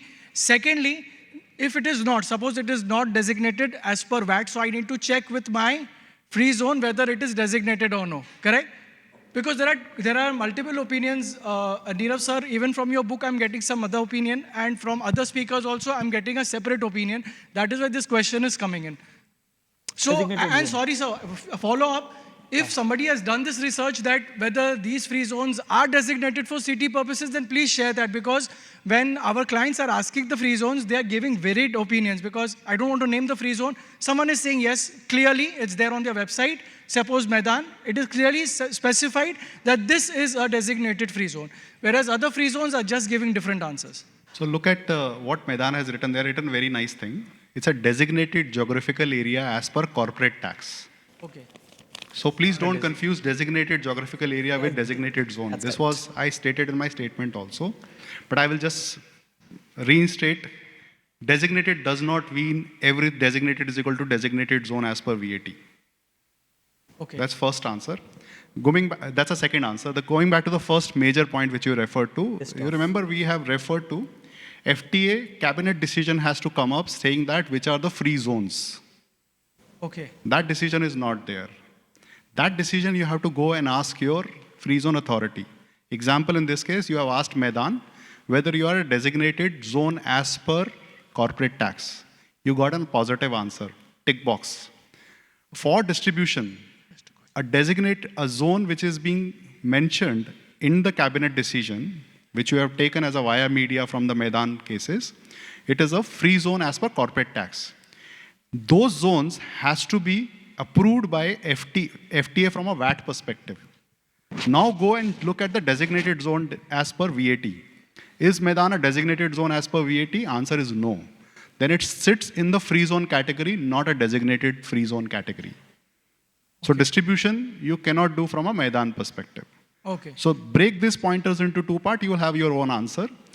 I don't suggest to take anyone's else framework or advice or whatever repository they have created, because when assessment is going to happen, you can't say that I have taken this repository from one of the session, so please apply to me. It won't happen because we are not authorities.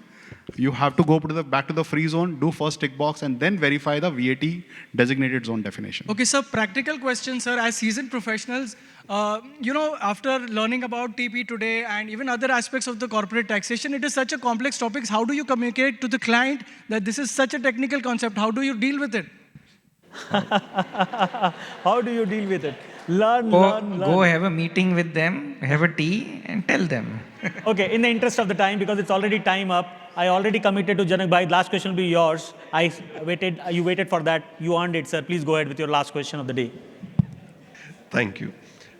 Nirav Bhai, you started question answer with the opening question asked by Jay and stating that the opening balance of the loan will be covered by TP and everything. Now the question is, TP disclosure form, one of the items to be covered is assets and liability. And what we have to give disclosure is in respect of the transactions. So I can understand if there is a sale of asset or liability which is taken over needs to be disclosed maybe at an arm's length price or otherwise. But taking the question further on the loans, whether amount of the transaction will be the fund introduced and withdrawn. If yes, since we have to report transaction on a gross basis, say for example, I have received 36 million during the year from my related parties and I have paid back 34 million. So whether only 2 million and 36 million, if I am reporting on a gross basis, it will affect all 40 million criteria otherwise. Thank you. After payment of 2 million. 40 million, you will consider 36 plus 34, 2 transactions, or 36 minus 34, 2 million. I would take it at a gross level. So, the definition of a transaction per se.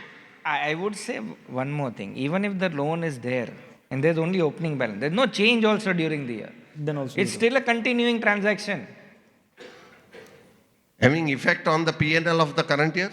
P&L may or may not, if you don't charge interest, they may not be. But if you don't charge, that means transfer pricing gets triggered, that you need to charge that. Correct. But on what? 36 plus 34, 36 minus 34, or 36? That they have to compute as per their agreement. And I have to only justify whether rate is at arm's length. I think we want to open that. Shareholder loan can be a quasi-capital also, then look at that. One last question which is evergreen. Shareholders' current account to be reported where in the return, city return? Jay bhai, this was your third last question. This is the third and the ultimate one. The last one, now written formats are out. 3 gentlemen are sitting. I want 3 verdicts. What exactly, where should shareholders' current account be reported in city return? Just the name, where it should be reported. I am not an IFRS person, student, but one point comes in very easily is, there is nothing called shareholder current account. I had mentioned this 1 year back. Correct. I learned from you only, sir. And in one of the conference, that IFRS does not have a concept of a current account. So I mean, why do you want to have it? Okay. So second point is, either it is a capital, which is in the form of... That is correct. So either it is a quasi-capital, which is become a part of a capital, or it is a due from or due to shareholder. That's it.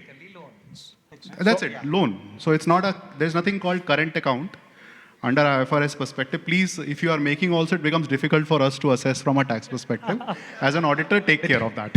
Please remove shareholders' current account from the financials. Yes, yeah, Manu. for the purpose of analyzing, for the tax purpose, please remove it before it reaches to a tax consultant.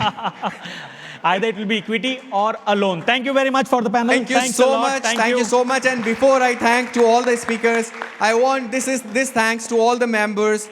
You are really committed. It's not easy to come on the Sunday morning. That shows your commitment to learn. and to give an edge to your profession. So thank you so much, and thanks to all our speakers for their expert insight. And now we approach to the closing for this insightful morning. I would like to call committee member CA Yuga to give a formal vote of thanks. Thank you. Yes. Good afternoon, fellow members, speakers, distinguished guests. I am Yuga, and today I have a distinct honor of proposing vote of thanks, a task that very much like closing a balance sheet. Everything must add up beautifully by the end. First and foremost, I extend our deepest gratitude to Honorable Minister Sri Gajendra Singh Shekhawat ji for gracing this chartered accountant gathering with his invaluable presence. Sir, your inspiring words have not just credited our minds with wisdom, but debited our hearts with respect. CA Manu, thank you so much for kicking things off with choose wisely your choices. After your session, I think we are all going to double check our tax selections and maybe even our lunch choices also. CA Nirausa, your insights on transfer pricing, disclosure were razor sharp and perfectly timed. And CA Rajiv Hira, thank you for decoding free zone reporting with such a clarity. You took us through zones like a corporate tax tour guide without jet lag. Big round of applause for our lineup of speakers. And time to thank our sponsors, backbone of this event. Title sponsor B&W Developments, principal sponsor IFCO, Tally, Lulu, Motilal Oswal, Spectrum, SBC. Global Indian Banking Partner, Standard Chartered Bank, Equity Research Partner, Markets Mojo, Insurance Partner, Policy Bazaar. Platinum Sponsor, CLA Emirates, UHI, HSBC, Auditor, Desk, Cube Innovators, Reliance Surveyors, Dominic Partners. Travel Partner, Uranus Travel. Fitness Partner, Peace Yoga. Banking Partner, Bank of Baroda. Valuation Partner, Windmill. Institutional Partner, Delhi Private School. Media Partner, Gulf News. You have supported us like perfectly reconciled balance sheet. And honestly, coordinating this event is probably harder than filing a corporate tax return without errors. And they still managed it without notice from the FTA. Let us keep learning, keep laughing. A big thanks for entire managing committee. Jai boy. You want to clap. Thank you. Wonderful weekend. Thank you.